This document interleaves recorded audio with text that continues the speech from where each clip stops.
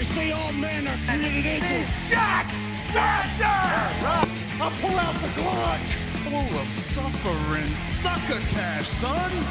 One of your nuts is hanging out of your shorts. Real glass! You have a father, but your father's dead. Hello everyone, welcome back to the Too Sweet podcast. I'm recording on a Sunday because it was Full Gear last night. AEW coming at us hard and fast with a 4-hour pay-per-view. I didn't watch the pre-show. I don't know about you, Estelle. Did you watch the what are we calling it now? The tailgate brawl or whatever. Yeah, I did catch the tailgate brawl. Awesome. Okay, Yeah, I so did. you can tell us all about that because I did not watch that part, but neither of us stayed up late last night to watch it because obviously we're in the UK, so it's early hours of the morning, so we watched it back the next day. I didn't see any spoilers or anything, so I was like fresh eyes, like invested, not knowing what was going to happen. I had one. One I knew the spoiler. swerve returned. Oh no, that's like the biggest one. Well, no, because I woke up this morning, someone had posted on Reddit, they were like, this pay-per-view in 2 words, and I was like, well, I need to know whether it was good or shit, and then they were like, I can't remember, it was like, so good or something, then like, P.S. love the fact that swerve returned. I was like, well, that's what you get for trying to see what the vibe was. I thought you were going to say that the 2 words were Swerve's house. That would have been. But like, I think the context of how it, but then I thought he was going to return the casino gauntlet. Oh, He okay. didn't. And then obviously, Yeah. like, I knew he was going to come out at the end, but then I thought he was going to come out to help Hangman keep the title. So, like, the way he returned was still, like, a surprise because I wasn't expecting that, like, the way he fit into it. Yeah. So, yeah. I mean, I was really. I know I don't want to skip ahead to that yet, but I'm really surprised to see him back because he had surgery, right? And he's really not been out for a long time to recover from that, it feels like. So awesome to see him back though. But yeah, when we do these reviews, we normally go through the card match by match and just give our overall thoughts. But I mean, in general, so sometimes at the start we say like what we generally thought of the pay-per-view as a whole, like our experience of it. So Estelle, what are your impressions of Full Gear 2025, but without going in full detail yet? Like, it was good. Like, overall, it was a show, which was to be expected. Like, it was never going to be a poor show, was it, with the wrestling itself? I really liked how varied the matches were. We got a total variety of styles. I liked how some of the decisions were quite shocking, but I could appreciate that they were trying to move things onwards. However, I still don't know how I feel. Like, I've just got a lot of unprocessed feelings about things. So I Yeah. feel like through talking about it, I'll decide whether I like or don't like it because there's a lot where I'm just still like I don't know how to feel. Yeah, and that's understandable because it's when you start talking it through and you're like, okay, this thread links to that, and sometimes things make more sense, sometimes they make less sense when you talk it through. But I've literally just finished it about 10 minutes ago, and I want to say like my overall feelings are like more sort of negative than positive. I'm going to be totally honest, but Oh dear. I love But the that could wrestling. change. It could change when That we could get into it. change. You know, the good vibes and the good chats could bring me more over to the positive side, of course, but I just I just remember saying on our Dynamite review, if I'm really not expecting Samoa Joe to be world champion. If he is, I'll be very disappointed. I feel like I just walked myself straight into this situation. So But then yeah, without that's skipping ahead, do you not feel like the way it was done like elevated that a little bit? Or I guess we'll get to that when we get to it, I suppose. I think it's another one of them things because I've literally just watched it where I guess I've not really fully thought it through yet, but yeah, we'll get into it when we get into it. I have a lot of Yeah. conflicting emotions, to be honest. I mean, obviously, first of all, we've got to get this important pre-show out Oh of the yeah. way, which I did watch because I thought there was like some interesting story creasing. It's been a while since I've caught a pre-show, so yeah, we had the Caster Bowens versus the Outrunners versus Big Bill and Brian Keith versus Juice and Austin. So throughout this match, the Acclaimed working quite well together. Caster he like teased the scissor me, but just the scissor spot, I think. Uh, yeah, then Big Bill came in, Bowens cleared him out, and he was about to go for the pin when Juice rolled him up. So Juice kind of stole the victory. So the storyline was, I'll explain this more concisely. They claimed we're working well together if you care about that. And then but the victory was stolen by Juice and Austin Gunn, which I think was the right decision to have those two win. That was my pick. But because I'm still like delusional and I'm vying on the Jay White return, so I'm like Yeah. anything that's like any Jay White breadcrumb I can get. I'm like, oh well, the Guns are getting booked strong. Also, Ace Austin came out uh, as well, so like he's affiliated with them now, which is really cool. Love that he fits in well with him. I thought, and Juice, he was loving, he was humping the money because he was just that happy to win that 200K. Oh, of course. Yeah. Yeah. The books, yeah, and then like Austin was like slapping his ass. It was a great visual. I feel like the books should have been that excited for the million, but they were just nonchalant. Yeah. I mean, you would have thought that would make Really? sense, wouldn't you? Considering how broke the books are. But okay, cool. Thanks for running that down. Sounds good. So far on the predictions, you're 1-0. I always forget what my predictions were though. I've written them all down. I've got them here. So maybe we'll. I don't think we ever actually like tally them up at the end, but maybe we will this I time. think we should do that next year though, because well, I've been thinking about the Christmas episode quite a bit because a bit of thought needs to go into it, like the segments and stuff. And I have very like bad memory, so I need to like think on things for a while. But Yeah. I was thinking like New Year's resolution, we should probably take the predictions more seriously. Like we predict things, but then we never actually like count up like who Yeah. wins. So we should probably have some kind of like thing. We'll start as we mean to go on. We'll do that. We'll do that now. It would be it because I've seen like other channels as well, like they do it with um the why is my brain shutting down with the subscribers? So they have like kind of a yearly like tournament and they keep up like the scores and Ooh, stuff, that which I sounds feel like fun. would be fun. And then they do like a giveaway at the end Oh, of the year. hell yeah. Yeah, we should do that. We should make it competitive and then suddenly we'll be well into it. Yeah, like with us and all the subscribers, but all the subscribers will probably like clear our ass on it, so it'll be like a Probably. humiliation ritual, probably. But I think it'll be fun. Yeah, and let us know if you'd be interested in stuff like that, any sort of content, and also ideas for our Christmas episode. We're brainstorming that. But Yeah. yeah. Um. Okay, so then we had the Costco guys with QT Marshall versus I didn't write down who they were against. I didn't really pay that much attention. Um, I mean, is it it's Trent Barretta? yes, it will have been, wouldn't it? And It's just distracting having Big Boom AJ on the screen, I understand. yeah, they won with the assisted punch from Paul White. So the Boom of Doom, as they're called, won, and the Rizzle looked very adorable. He came out in a cape. That was my most important note that I thought. I Oh, just thought he looked really cute. amazing. Um, Then we had Hook with Eddie Kingston versus the Workhorsemen, I believe they're called. yeah, I put fine, but I'm not feeling the chemistry. But how can I in this match format? But then obviously this was without knowing the ending and that Hook was going to turn girls and join the coming, ops. But yeah, at this point, like I didn't have that knowledge, so I just was like kind of like, what is the point in throwing this match on the pre-show? But yeah, I guess it worked as like a good sort of red herring because then that like yeah, doubled in like there was no way you thought oh like he's gonna come out and cross Eddie like turn heel be with the ops, but I was thinking like this is just two guys together. Like I really hate this. I really hate the Hook and Eddie team. Like just because they're both from New York, it's so fucking yeah, stupid. And then like having them against jobbers, I was like, how am I supposed to get invested in this? Like surely it would have been better having them in that four way. But then yeah, knowing what I know now, I'm like, oh, it was quite a smart decision. yeah. Because you don't expect someone who's had a match to sort of come back and contradict what they did in that match, really. Um, Yeah. Whereas if he was just totally left off the card, you might Yeah. think in the back of your head, "Oh, where's Hook?" Yeah, exactly.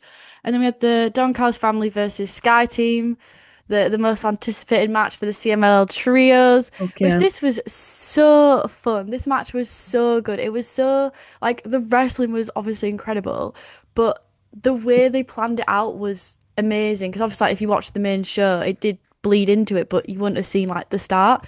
So to start with, like, we can't find Okada, we can't find Okada anywhere, so it's going to be a 3-on-2 match. There was chaos from the gate. It took like 5 minutes for him to ring the bell, just bodies everywhere. Mystico gets taken out, so then you're like, oh, like, you kind of bought into it. You're like, oh, well, maybe Okada actually couldn't come, and maybe, like, unfortunately, they've had to take out Mystico, which feels lazy, but then also, like, why would they take out arguably the biggest star of that team? But I was like, okay. Um, Dorada and Takeshita, what a treat. Seeing those two together, wow, absolutely beautiful. We were cooking. And then I believe it was just before Full Gear started, Okada pulled up in the whip. Because at this point, I was thinking, oh, like, he's going to come back. Because they kept talking about it on commentary, but I was like, he's going to come back when the show starts, which is such a baller move. And he did, like, he Yeah. pulled up in the McLaren and he got out. And yeah, and then at that point, Full Gear started with them, with like everyone in the ring, and oh, I love that. Like, it was so good the first time, and it was so good the second time, and it worked even more. Like, it didn't feel like lazy, like, oh, this worked last time, so we'll do it again. Like, because of the whole Okada not being there and then arriving just as Full Gear started, like, it made it. You know what I mean? It wasn't just like the same gimmick. Like, they worked the gimmick in an even better way, like by having Okada come out. So loved it. And it makes watching the pre-show rewarding, and I'm glad I actually watched it because that definitely added to going into the match. So I like that a lot, that it was consequential. Yeah, that's good. That's really good. And it makes me think, okay, if I have time, I should make the effort to watch that. If it's going to be like, instead of just a load of waffle, it's four solid wrestling. Well, you know, by the sounds of it, most of it was solid. There was like a squash match, but you know what I mean? Like actual wrestling matches with, Yeah, it's really good, entertaining. yeah. And then it bleeds into your understanding of the main show because when it started, it was like, okay, the action's in the ring, there's pyro. It's similar to last time. That's cool. I liked it last time. I like it this time. But then I was a bit confused. I was like, where's Okada? And then he came down, and it suddenly all made sense. But I'd say maybe it was a. I'd say maybe I was a little bit confused. I was like, oh wait, is it only just started or what? So I guess to your point, watching the pre-show made that a little bit better because you had a little bit of Yeah. understanding, a little bit of context. And I think sometimes it's good to not explain everything to people because then it is like an incentive of like, oh, well, I should watch this other thing. I think it's like a fine line, like between your casual audience and like your hardcore audience. And then there's an argument between, well, should consequential things happen on Collision if the majority of people are just watching Dynamite? Yeah. But then I think there also is an argument to not spoon feeding everything and to making you feel a bit of FOMO because then I guess that's the only way people are going to get pushed to watch this extra hour that they're putting out. Yeah, exactly.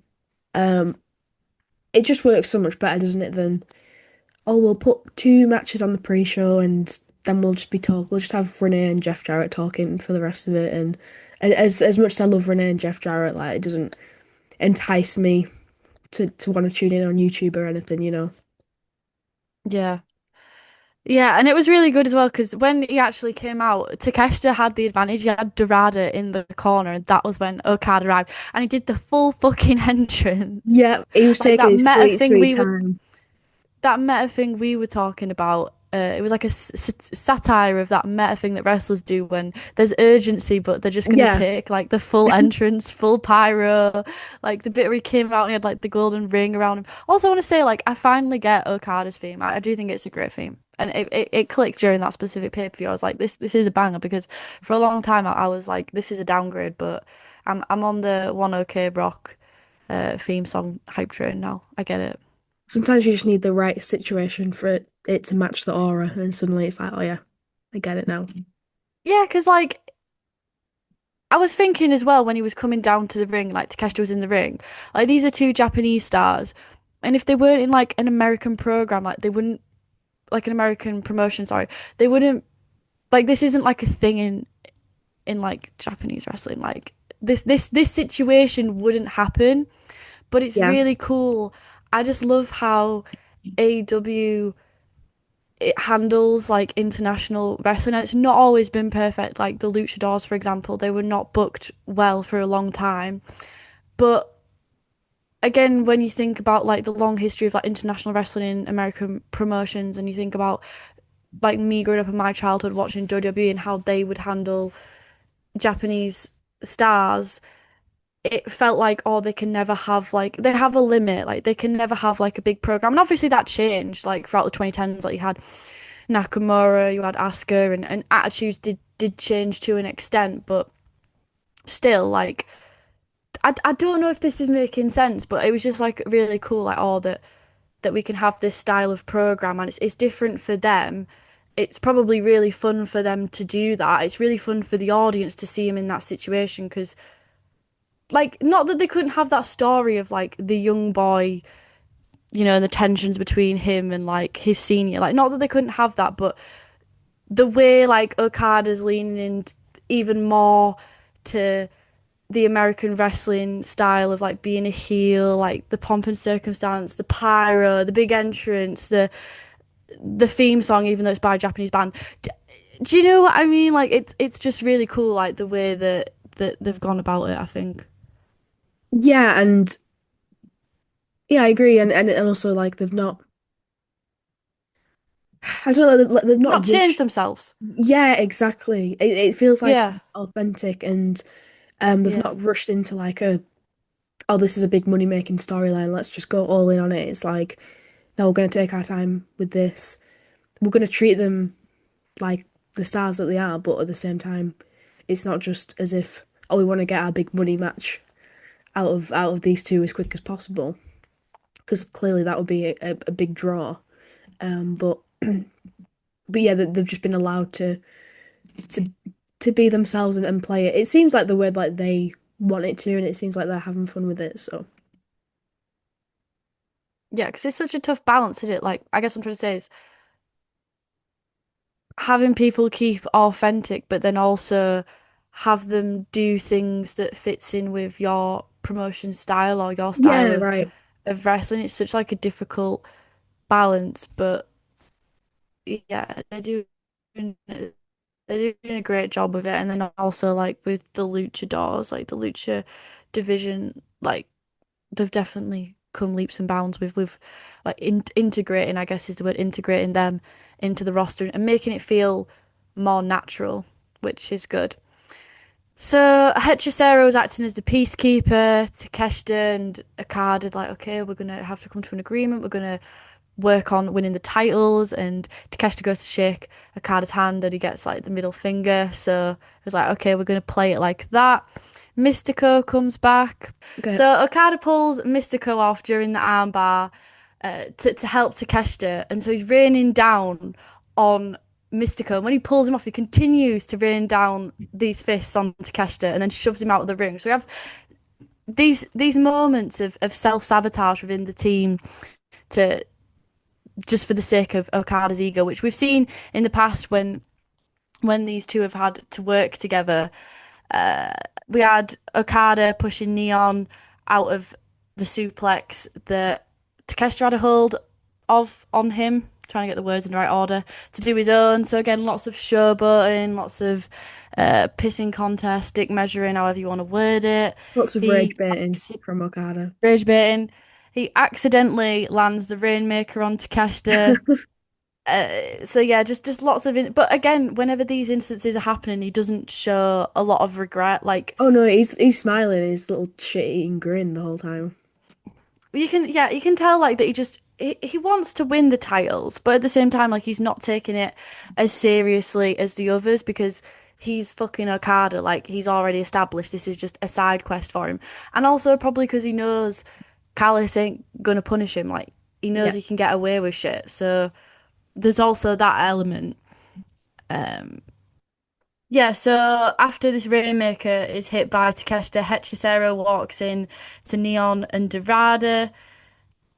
We had Mystico doing the Rana into the armbar on Hechicero for the win. So because of Okada and his mind games and his rage baiting, They lost. They lost. So then Okada's on the ramp and he's asking for forgiveness. It's dubious how sincere that actually is. Takeshita is pissed off, and Don Callis comes and talks him down. Hmm. So yeah, we just continue to just cook, to just continue to let it simmer, but it really seems like it is hitting breakpoint. As later on that night they talked about the Continental Classic, and it's like, oh, okay, like this is where it's going to come to a head, which is really exciting. But yeah, I thought this was great. I thought the format of it, the way it overlapped into the main show, Okada coming in late, the way, because again, it wasn't, I was just expecting this to just be like a great wrestling match, but it Yeah. wasn't just that, it also had storytelling. And again, like, you had Dorada, Neon, Mystico going fucking mental during this match. Like, I've barely given them their flowers, but they were fucking incredible. Hechicero played his part really well of trying to mediate between these two egotistical powerhouses, and took that pin really well. I thought he sold the ending really well. Okada played his part really well. Takeshita, like his expressions, his body language, Don Callis on commentary, selling the story and then trying to mediate towards it. It was just honestly chef's kiss, no notes, perfection. I don't think it could have been any better.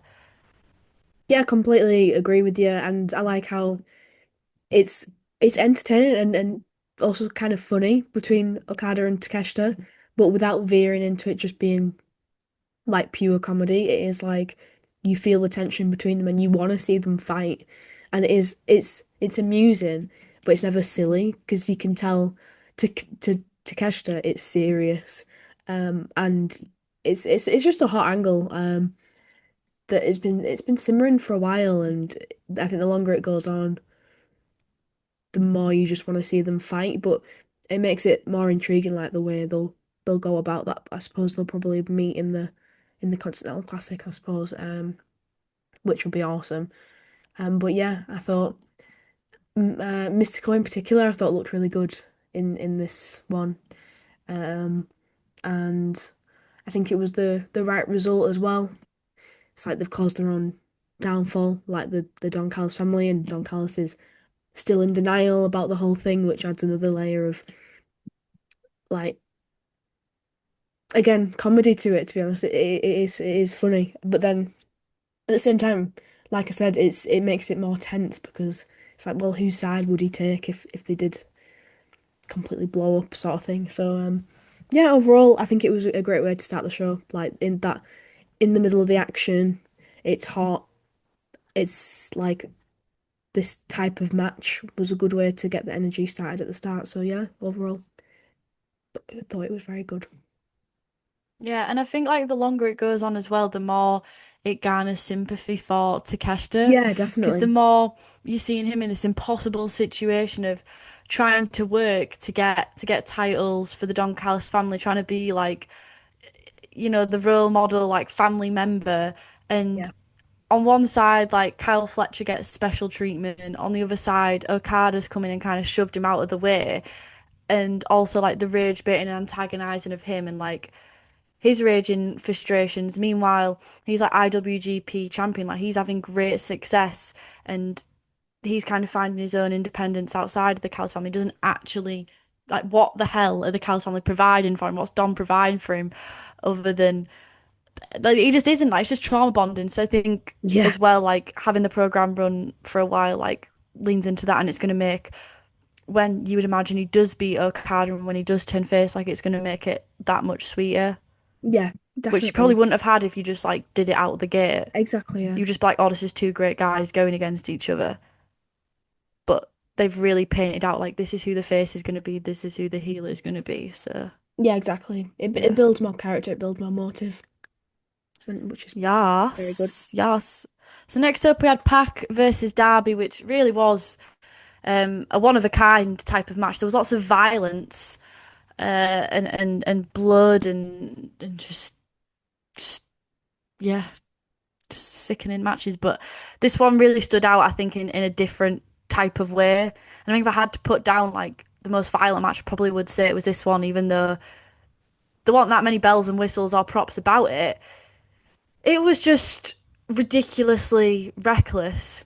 Yeah. Um, as Darby Allin matches Yeah, typically are, but it was Torrid just as well. every spot was how can I make this spot hurt me as much as possible? Yeah. And this is one of the things where I don't know how I feel about it because it did take me out of it as Darby Allin matches typically do. Like when he was sort of doing the tope and when he went out through the corner ropes and he just threw himself on the ground, or when Pac picked him up and just launched him, and again he took that full hit to the back of his spine, no protection. It takes me out of it because it's like, yeah, that's a cool spot, but I can I can see that you're trying to make like it's like try hard, like you're trying to make it hurt as much as possible. Like a normal person would land that and try to protect themselves, but like the fact that you aren't, it's like really transparent, so it kind of takes me out of it and like the realness of it.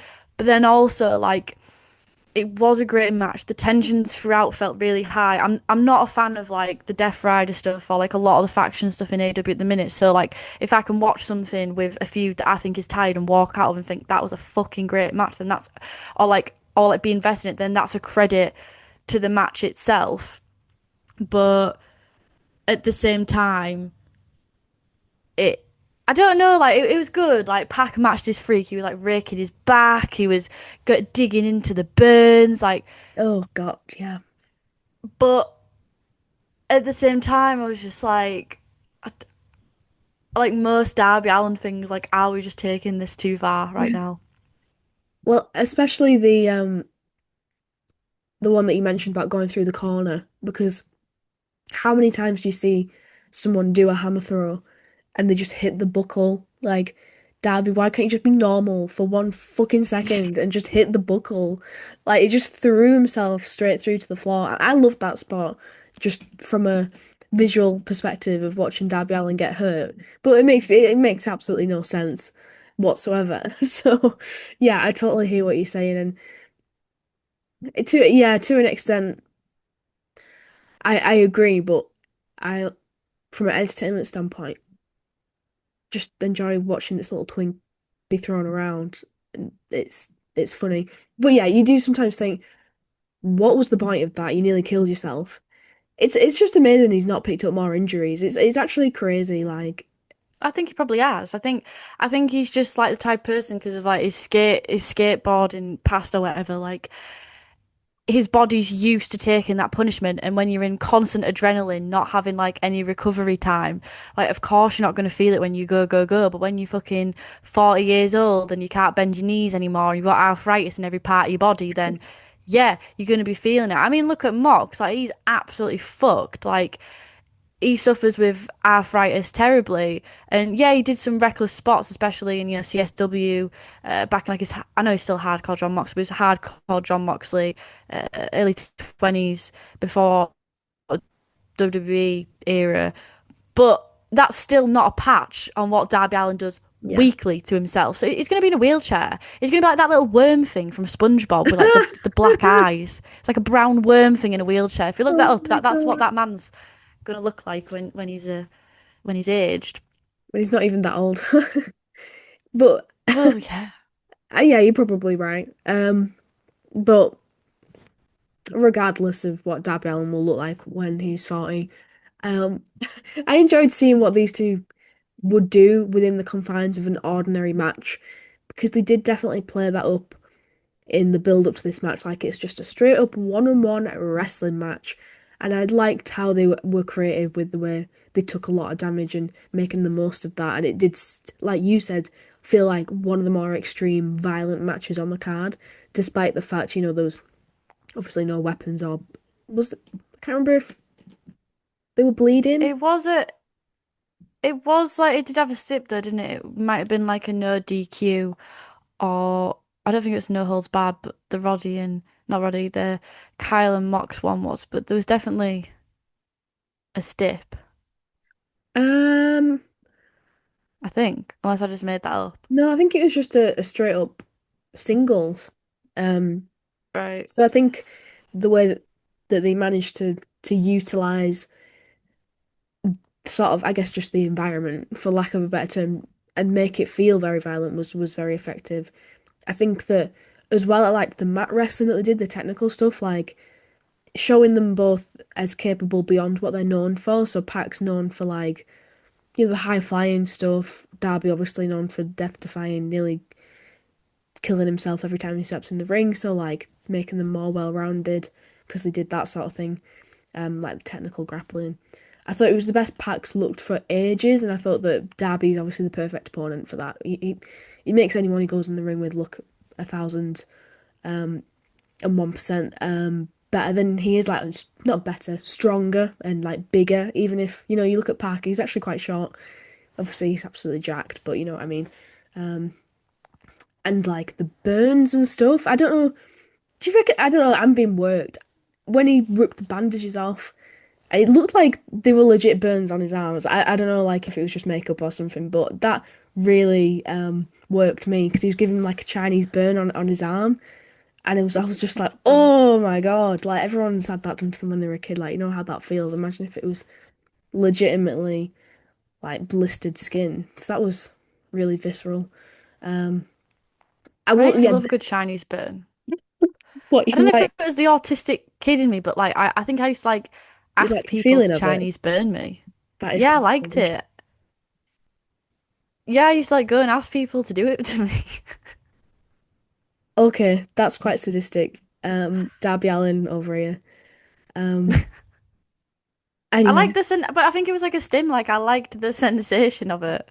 I mean, I'm sure I've said something similar to this on the pod before when Moxley does this back scratching thing. I'm like, yeah, I wish he would do that to me. That looks like it feels so good. That's Anyway, his next career move, chiropractor. there was a spot in this, and it just reminded me of it when that I did think was stupid. It was when Darby did a drop kick like onto Pac, who was sitting on a chair on the outside. And he like bashed his head, didn't he, on the back of the comms desk. And then they Yeah, played it like 5 times. Like, okay, bro, I I've just seen it. Yeah, I just thought that was so stupid because Pac was looking at him. He saw him coming, so why didn't he move? Yeah, Darby, but it was what like would you do in that situation? You would be quite paralyzed. You'd just be like, oh, you'd move out the fucking fight way. or flight or freeze, I guess. He was in his But freeze. Darby did it sort of shotgun dropkick style, so he landed skull first on the floor. All around stupid. It didn't even look that good. I just yeah. But I thought that was a stupid I spot. quite But liked in that general, spot. I I mean, it was a stupid spot, but I thought it looked really awful. Like the way Pac like hit his head, like oh it yeah, looked awful. it looked really dangerous. I thought, He which looked I guess dazed is a good thing. afterwards. Yeah. Um, I will say to Darby's credit though as well, like a lot of people when they go against the Death Riders, it does just feel like the same match with each person. So like Orange Yeah. Cassidy is coming to my mind right now. I do love Orange Cassidy, but what separates an Orange Cassidy match with Claudio Castagnoli versus John Moxley? Mm. Like to me, that feels like a I think similar that's kind of valid. match. But when you think about it, Darby, he's had programs with Claudio that have felt very unique, programs with Mox that have felt very unique, and now with Pac, and it also feels very unique. And when I think about him as a wrestler, to be fair, like every time he goes against someone, it's never boring. Like it's never copy paste. Like oh, I'm tired of this. Even when he was with Mox like 3 or 4 times, like he's just got a way of like always like I don't know, he's got like a vitality about him, about his character, and I think there's something to be said about that. The fact that he does feel fresh and new with every person, especially like with the Death Riders. Like it's not just it doesn't feel like oh this is one guy versus this entire entity. Um, yeah, just because his style is so unique, it forces his opponents, whoever's going against him, to match that and question, well, how am I going to approach this match because this isn't like a generic wrestler.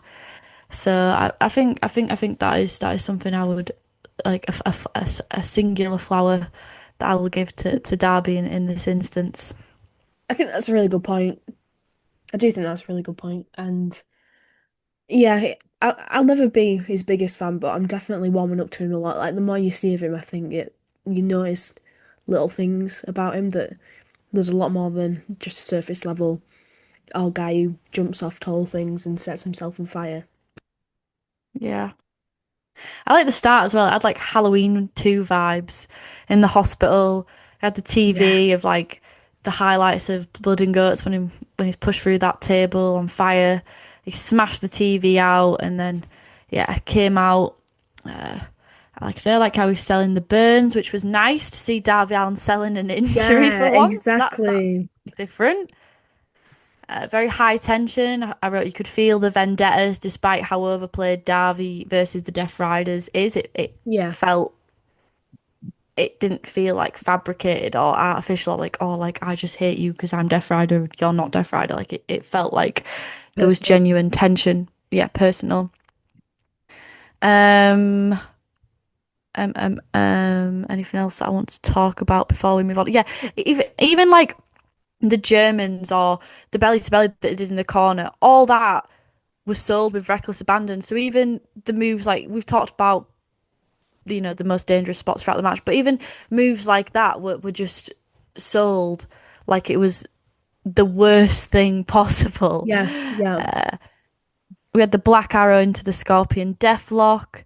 Yuta comes in, grabs the bat, and while the ref is turned away, they use that on his head. He is bonked, and then yeah, he's pinned. So Pac takes the win, which I wasn't expecting. And I think prior to this, I would feel like, oh, for God's sakes, really? Like carrying this on? Like, can he not do something outside of Death Riders? But I thought these two worked really, really, really well together. And I'd be excited to see. Like, I thought I had a stip, but if it didn't have a stip, and I just imagine that, I'd be excited to see what they would do with a stip, with weaponry. Scared, but excited to see what they would do. Yeah, yeah, yeah, me too, definitely. Um, but what did you think of the ending though? Because I was kind of a bit like, really, he bonks him on the head with the bat, and that's it. He's out. Well, yeah, he would have been passed out if someone hit you in the head with a bat. You'd be out, be knocked This is, unconscious. but this is That makes Darby Allin we're sense. talking about. This is Darby fucking Yeah, Allin. but he can't defy unconsciousness. He can't defy being struck on the head. He can't Like defy what? science and physics and a concussion. Yeah, I like your mean, brain. Because what is it about being hit on the head that makes you unconscious? Because like think about it. Like I get that the brain's there, but like if you're hitting the arm, you don't go unconscious. But what about? Like I know it sounds stupid, but what has anyone actually ever deeped this? What is it I'm about sure they being have. hit I'm that sure that makes you? medical students have done a lot of Yeah, but studying I'd like an in. explanation. It's like what is electricity? Like I couldn't fucking tell you that. I couldn't fucking like what is it Where about does being hit? wind come from? Where does wind come from? That's the good fucking point. The Yeah. trees. But then the trees move because of the wind. Questions we'll never know the answer to. In case anyone listening can't tell, we're not STEM girlies, all right? We're arts girlies. We don't know This is what these happens when you have questions. the like girls with autism develop the humanities English literature style, Mm. and boys and men with autism go towards like maths and STEM. So if anyone knows anything about the anatomy or like injuries, please Wind, do let us know why Darby electricity. Allin was knocked out, getting hit on the head with a bat. Also, yeah, if you know where wind comes from, I'd be really interested to know that as well. Okay, I don't speaking know. about stips. I'm sorry. I was just a bit like, what the hell? I was just a bit like, well, this is another Death Riders being Death Riders thing. I found it a little underwhelming as a finish. Yeah. That's fair, but I thought the fact that, like, how else would they needed to have Pac win because they want to carry this on? So, like, how else would they have done it? I guess, but Because if this match didn't have a stip, then I guess like if they tried to use like a weapon or like if it got really violent, then they can't do that. So I guess like how else would you get around it? Because you don't really want him to have a clean victory over him. true. That's all true. But then I think when I the deeper But then question that's on the happens. ridiculousness of Darby Allin, isn't it? Like that just shows how stupid his character is. If you can't believe that him being hit on the head with a Yeah. steel bat, that just shows like how ridiculous it is. I mean, when I think about it, it's like, okay, so Pac said, I'll wrestle you in a simple one-on-one because I'll show you that I can out wrestle you. But he failed to do that, and he felt like he was going to lose, so that's why because he was locked Yeah, in, wasn't he? And he was going to tap out, and that's when he was like, "Come on, come on, come on, come on, and help me." yeah. And Uh, he literally said like, oh, like he didn't want it to end this way. He said before, like, I'm not gonna have any of my Death Riders friends. It's gonna be one on one. So yeah, exactly. but then it's like, well, should Darby Allin have just won? And could we not have just ended this? Because how fucking long has Darby Allin been warring with the Death Riders? Like, if I've got my But this was a good pessimistic match hat though. on, it But was a good this match. was a good match. I just didn't So I didn't like the end. I don't know. Sorry if I'm being negative. no, you're not. But don't you think like the ends justify the means? Like, yeah, the ending was kind of ass, but it means we get another match with these two, Yeah, which I know yeah, you that's a don't nice want the way to feud to look at it. continue. But like they'll do a great match like if they had a cage match, if they had a street fight or however they want to play it. Like that would be highly entertaining. Like what about like a dog collar match with two of them? Like Oh yes, love, love. Yeah, yeah. Let's do that. Let's do that yeah. Like you've got to have Darby Allin lose. That's just the way it goes. for him to eventually win. Yeah, yeah. Yeah. Makes sense. So speaking about Stips, next we had the four-way women's tag, Sisters of Sin versus the Timeless Love Bombs versus the Babes of Wrath versus Megan Bayne and Shafir, who don't have a name. I thought the level of camp in the entrances was top tier. I love Yeah, how all the women in this tag division so far are so committed to the bit. Like, there's very few people like Shafir and Bin where it's just two people shoved together. And obviously, that happened because of circumstance. So I'm not, I don't have any heat against either of them because of that. Like, they're doing the best with what they've got. Like, it would be different if it was Megan Bin and Penelope Ford. But I love how everyone who's involved in this is so unified. They're committed to like their character, their yeah, look, their presentation, and also the wrestling, like the combination wrestling, the stuff in tandem they were doing. I think it's just really endearing and it's really infectious, and I love how they're not afraid to like make themselves look stupid. I love how yeah, they're just so involved in it, and then that makes you want to get involved in it and be a part of it, and it's just really lovely. I'm having a lot of fun with it. yeah. I totally agree. And I was going to say this if we did our Blood and Guts review, and it's just reminded me of it that I never got to make this point about how unique everyone in the women's division is.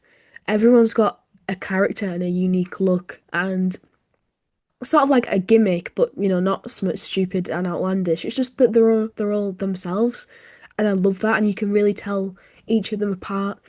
It's not always been like that in women's wrestling. Like, oh, it's the blonde one versus the brown haired one, and they're both wearing sparkly gear, and they don't have any personalities other than the fact that they're a girl. And I love that you look at the AEW women's division in particular, and there's so many unique characters that visually look totally different to each other, which is great from like a almost like a marketing standpoint. And also they've got just different personalities and things that make them take in styles inside the ring. It's just so nice to see. And yeah, I think the Blood and Guts match was a perfect example of that, and so was this. And I love your point as well about them being uniform as a team as well. It doesn't feel like anyone's just been like exactly what you said, just smashed together in a team for the sake of it. Yeah. Yeah, absolutely. The match did have, like you said before, maybe it's because you put that in my brain so I couldn't get it out. Like it is just like a dynamite style match and just like a bit unnecessary Sorry, in it. sorry Like it, for being negative and yeah, putting that in your head, but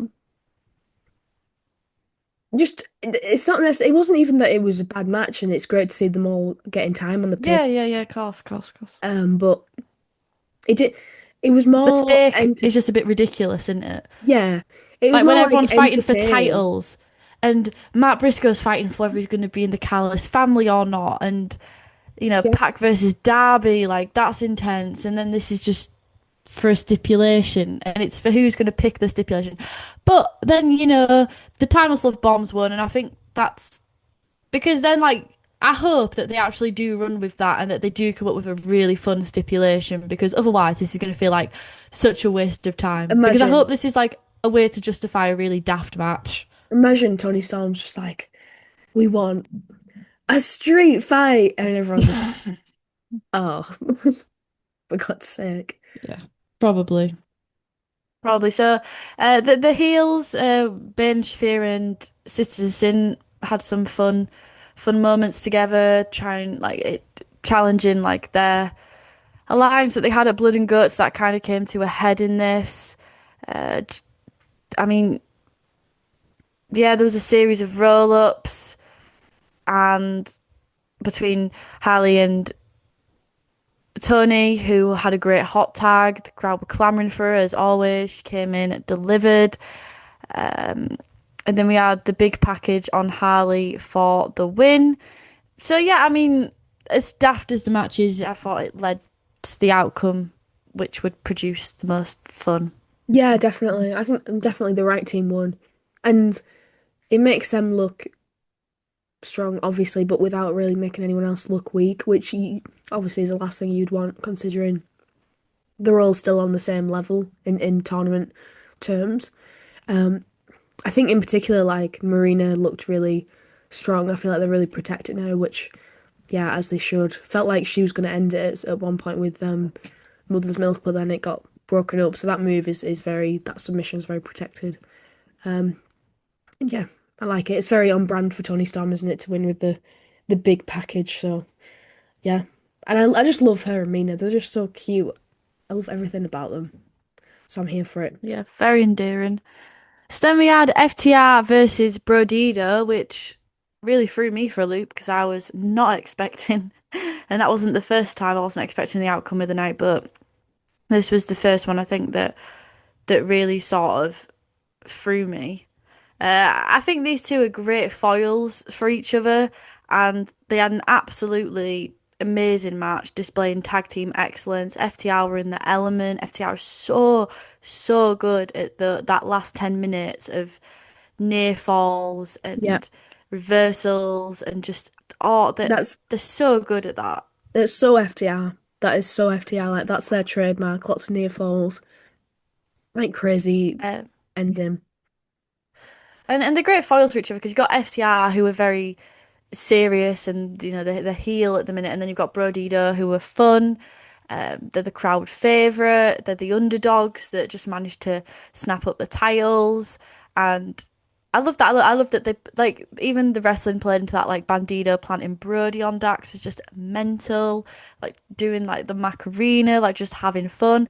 That like lulled you into like a false sense of security at the same time because it's like, Yeah, oh, I'm just having fun, I'm having a good time with my homies, Brodito. yeah, Like I never thought that they were gonna lose.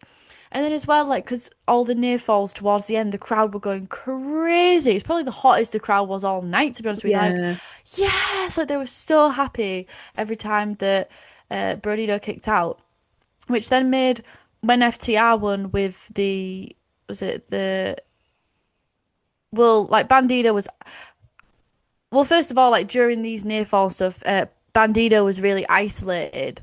So that was like really cool because he looked really strong. But also like it made you think, oh God, like this could actually happen. And then it did, like with the shatter machine, which was just crazy. But I think when it happened, like the reaction said it all. Like everyone was really quiet. And I think yeah, like if they'd have known how the crowd was going to be that night, they probably wouldn't have called for FTR to win because it would have been so much more cathartic for Brodito to win because we'd had all the near falls, we'd had like the FTR moments where we thought they were going to win. So you could just imagine the pop, the electric pop that Brodito would have got had they have won. And then for FTR to win, it was just like, oh, like I don't hate it. I'm not furious at it. And maybe this is because I know this is something we're talking about for bloody ages, but maybe it's because Copeland and Christian coming back, yeah. I and think so. maybe it'll have something to do with that. But I just thought it was a real shame for Brodito. I feel like they had a lot longer left in the tank. The crowd were crazy hot for him. They're having every program they've done with people has been really entertaining, and I just feel like they've really cut their momentum short there. And I don't know. I'm not a fan of the decision. I understand. I do like in a pay-per-view when there's like a shock win. I'm not against it. I think wrestling should feel shocking and fun, and like that leads to later on like other matches. You're like, oh shit, well like could Stat lose a belt? could Hangman lose his belt? And then he did. You know, it feeds into all that throughout the rest of Yeah. the pay-per-view, which is good. But I just think this was just a bad decision. And even if they'd have done it like two more pay-per-views from now, that would have been fine. But I just really think like why cut the head off the snake off that this short? Like there's no reason to. It's not a tired act. They're doing absolutely fine. They don't feel transitional. They feel like they've just started to feel like legit. And it would have felt like, you know, later on when Stat beat Mercedes and you had that feeling of like, oh, like she's not a transitional champ, she is legit. And that's what this would have felt like. But then because they ended it the way they have, it's kind of soured it because it's like, oh, well, they were just transitional. And I know they're going to come back stronger. And I'm sorry, I know I'm going on a bit. I know they're going to come back stronger and I know they're going to win the belts again and it's going to be great. But I think it's going to be I don't know. I think it's gonna be kind of hard now because just the way like they've done it. Like I feel like not that they've lost all momentum, but like throughout their title reign, they've probably gained about I'd say 75% momentum. They could have gained like 100 and lost, and it could have felt like a really big deal, like whoa, and like this huge thing. But it didn't because they did it early, and now it just feels like oh. I don't know. I don't know. I feel like sometimes I go on and my thoughts don't really make sense. I'm clingy. I need Lucy to reassure me. But yeah, I think your thoughts made perfect sense. Everything you said was completely coherent and reasonable, and I agree with your point of view. I feel like, yeah, I felt a bit deflated by FTR winning, to be honest, and I just, I think we've talked about FTR a lot on the podcast and our feelings about them. Like, we can appreciate them as great wrestlers, and they are good heels, but I didn't see them as champions. I didn't see them on that level. I didn't really see them as a threat in this match. Um, which I know what you're saying, like, guess sometimes it's good to have a shock. But yeah, it just felt like it pulled the wind out of the sails of the crowd. Um, yeah, it was just deflating. And Brodito were a team that would never should have worked, but they worked so well. It sort of feels like lightning in a bottle, so it does feel a bit premature to end their reign now to FTR on an angle that wasn't. I don't even feel like it's that hot. I mean, I know they tried to make it really personal, getting Bandito's family involved and stuff like that, but I don't ever really feel yeah, it like it never kicked into felt that next gear of, oh wow, this is no. a big serious feud. And I get that that's also the point of like, oh well, the heels won, so now you don't like him, and now we want Brodito to go chase the titles. Yeah, well, But it's like it doesn't that's a gamble you're taking because you don't know whether that's how the crowd are going to be feeling now. Like yeah, right. you don't know that. And also realistically, that's not the program you're going to run next. Program you're going to run next probably going to be Copeland and Christian. Yeah, And what does that say? Because that we've spoken at length about how self-indulgent the Copeland's like it's mainly Copeland, I think. Like whenever Copeland's and I love Copeland and I loved Edge. Edge was like a very formative wrestler in my childhood, and I like him as a person as well. I think he's a great person, a lot of respect for him. But in AEW, I've found that a lot of what he's done to just be quite self-indulgent, and I know that's the nature of AEW because it's like the wrestlers make up whatever they want to do, and that can be great, but then also you can get like a Jericho situation where it's just entirely like ego stroking and self-serving to the wrestler. And I feel like with Copeland, it's kind of verged on that. And then like this whole thing, I understand like from a retirement angle. If like that's the angle we're going down, and it actually is leading to someone's retirement. Okay, like I'll put my hands up. Fair enough. But like they've never fully shot the gun, so it just feels like I don't know, just really self-serving and like, oh, look at us, we're all friends and we all mm, like Bret Hart and we all go way back when and we're gonna feud together and it's so fun, isn't it fun? We're having so much fun, mm. but it's like I don't like that in this instance because you're shafting like the new guys, the future of the company, to make some old timers happy, and I don't think. Oh, it's difficult because like you want people to have good retirements like Sting and give people their flowers, but not at the expense of like cutting down the young guys of your company. And if No. people are going out, they should put the young guys over, surely. Not go out on this big like wank fest, Bret the Hitman Hart, friendship forever fucking thing. Do you know what I mean? Like Yeah, it yeah, just yeah. it rubs me the wrong way. I think And that's not to say that, I don't know, maybe someone younger will go. Hopefully, Nick Wayne, you'd hope that Nick Wayne will get some kind of rub throughout this. But I think the way they've handled the Brodido thing, it clearly, look at me, it's just really impacted me. I Yeah. didn't realise how much, but there's something about it that just sits wrong with me. Well, you don't know what you've got until you've lost it, and it feels like that with Brodido. You just hope that they're gonna, yeah, go with an angle with them going back after the titles, and it pays off in a nice way. I hope it doesn't just fizzle out because I know that But will people be on board with that though? Like you don't, because you yeah. don't know. Like it depends what's going on with the titles. It depends what's going on with FTR. And if they're gonna do like a program next, well then Brody are probably not gonna be doing much. They're gonna like Do single stuff fizzle out a bit. again. Yeah. Yeah, it's just like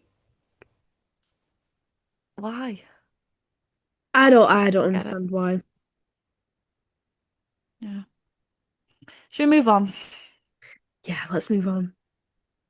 So next up we had the Casino Gauntlet match. So again, another missed opportunity. I thought to start with, we had Lashley and Benjamin in the ring, and like I thought it was going to be really cool. I was really excited to see like them kind of throw down who would come out on top, and they sort of had like this technical wrestling, like it was like a sissy fella, like what the fuck? And then Ricochet came out, and like Ricochet was honestly the best part of the whole Casino Gauntlet, and he won, and damn right Hilarious. he should have won because he was putting in the work throughout. He was so funny, he was so entertaining throughout this whole thing, bringing all the charisma. But he called him out for it, and I was like, damn right, like what the Yeah. fuck is this? He came in like, what is this wrestling crap? Sounding like my mum circa 2011 walking into my bedroom. And I'm just sneakily trying to watch Raw. It was so funny. Yeah, yeah. Then GOA came out and kind of took out Lashley and Benjamin. And then Ricochet, Ricochet this is started emoting in the ring, doing the spinneroonie while there no, was but absolute chaos. Oh, even before before. that, he gets the mic and he just starts. I've never seen someone take so many mic shots to the head. It was so funny. He was like another one, and then it was so fucking funny. But he was taking the full shot to the head every time. Then he'd stop and then he'd just be like do it again, and it was really funny. And then again, yeah, he did like the spinneroonie, and he's like woo woo, and then fucking Def Rider's music plays. It was just the funniest thing ever. People who say Ricochet has like no charisma, no like, do you know what I mean? Like the old like WWE stands that haven't seen him in like AEW, and then they have like such a big opinion of like, oh, like look at this guy now. No, he's great. He's really in his element. He is, he's in his bag. Like, he's so much more than a high, flippy, flying person. He's got personality.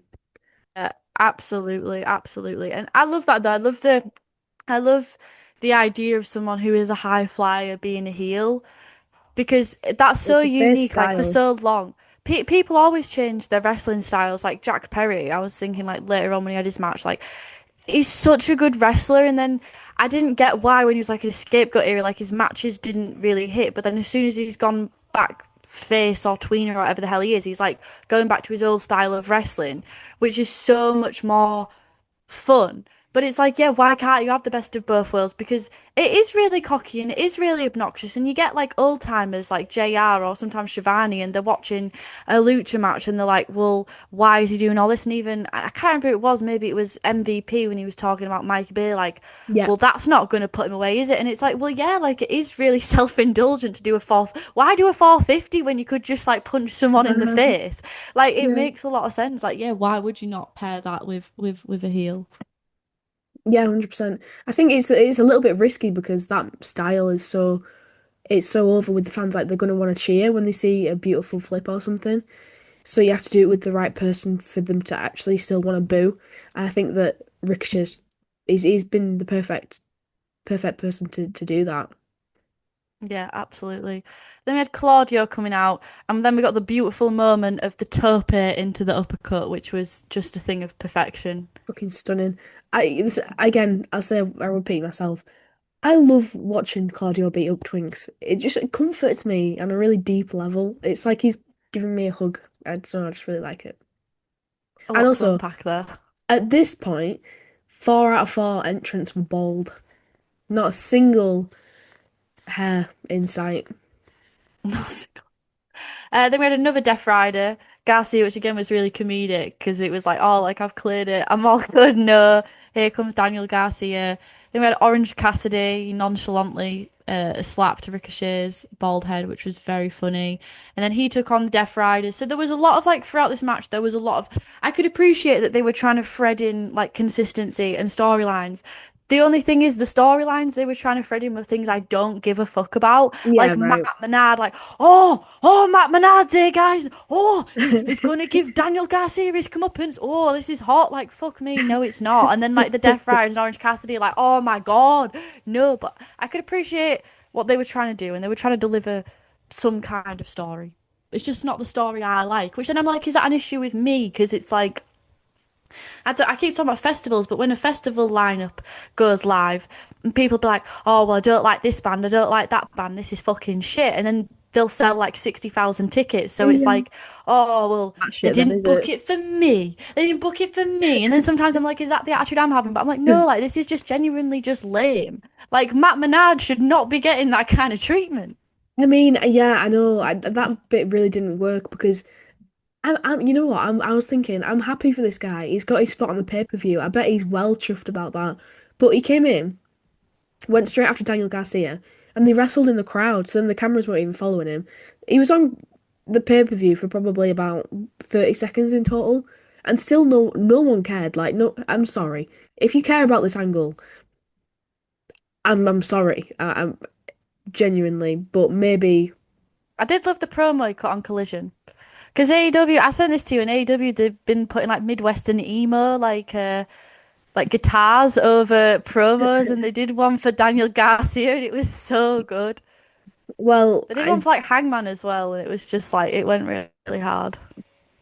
fair enough. And it's like, yeah, you try to cook with Matt Menard and cool. If people are eating that, cool. But I I wasn't eating that. I was, like that's like a little side dish. I'm more focused on the main dish. I guess I don't really know where I'm going with that metaphor. Sorry.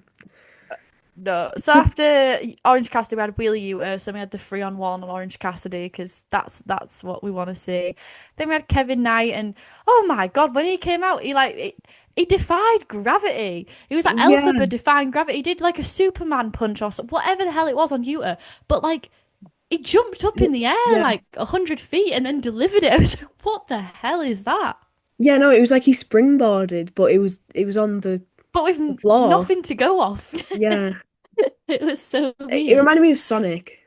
Like when you hit one of the springs on the They side are and you go so Sonic boom. and Tails coded. Yeah, Jet speed. yes, that's so true. Fan Who art. would be But Tails though? Mike Bailey has big tails energy, I feel. Yeah. Yeah. Yeah. I don't know So we had why, but yeah, no, continue. I agree. I agree. Then we had Roddy coming out, which yeah, just yeah. And then we had Matt Davis come out, which was funny because he still has no entrance music. So I felt really bad for him. Like it came out to just Don Callis's like Tron. It's like every other fucker in the family has like a theme. Even That's Josh, I swear, understandable. doesn't Josh Alexander have a theme now? Uh, Or have I just invented that? I'm not sure. I don't think I'm not sure if he's ever had a solo intro. Didn't he later on? Or did he just come out to the books?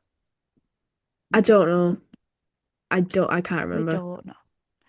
Then Speedball Mike Bailey, then Matt Menard. Then there was a lot of chaos, um, bodies everywhere. And we had the UFO splash on Wheeler Yuta. That's Kevin Knight delivering that. And then Ricochet came in with the spirit gun. Boom, took the victory. So like the storyline throughout it was Ricochet kind of Bit stayed of a out and laughing like let stock. people beat up, and then he'd sort of like come in and pick at the pieces and then like retreat. So yeah, he was like a laughing stock from the start, but then he took the victory. And I think out of all these, I think it was well deserved. And then seeing him with the national belt, I was like, this makes a lot of sense. Like I can totally see how this is going to work for his character. But then it did kind of worry. My only worry is when a heel has a belt like that, what tends to happen is it kind of fades into obscurity because then it just becomes the Ricochet belt. Like it won't become like the national belt. I mean, it depends how they deliver it. If someone actually goes after it, it'll be cool. But nobody within this whatever the fuck you'd call it would go after it because, I mean, I guess someone from Hurt Syndicate could go after it, but no Yeah. one felt like, oh, they're viable for like a hot feud with Ricochet for Yeah, this right. belt. So I feel like what'll happen is it'll just be like his accessory and it'll be like my belt, and then like he won't defend it because he's like a heel. So Mhm. it'll just kind of become like a bit like what the TNT title was with Christian. And I love Christian, but like sometimes when you got these heel type of characters, the belt just kind of becomes like an accessory because he's not like a heel like Kyle Fletcher of like I want to prove myself. It's just worrying. I guess it depends who.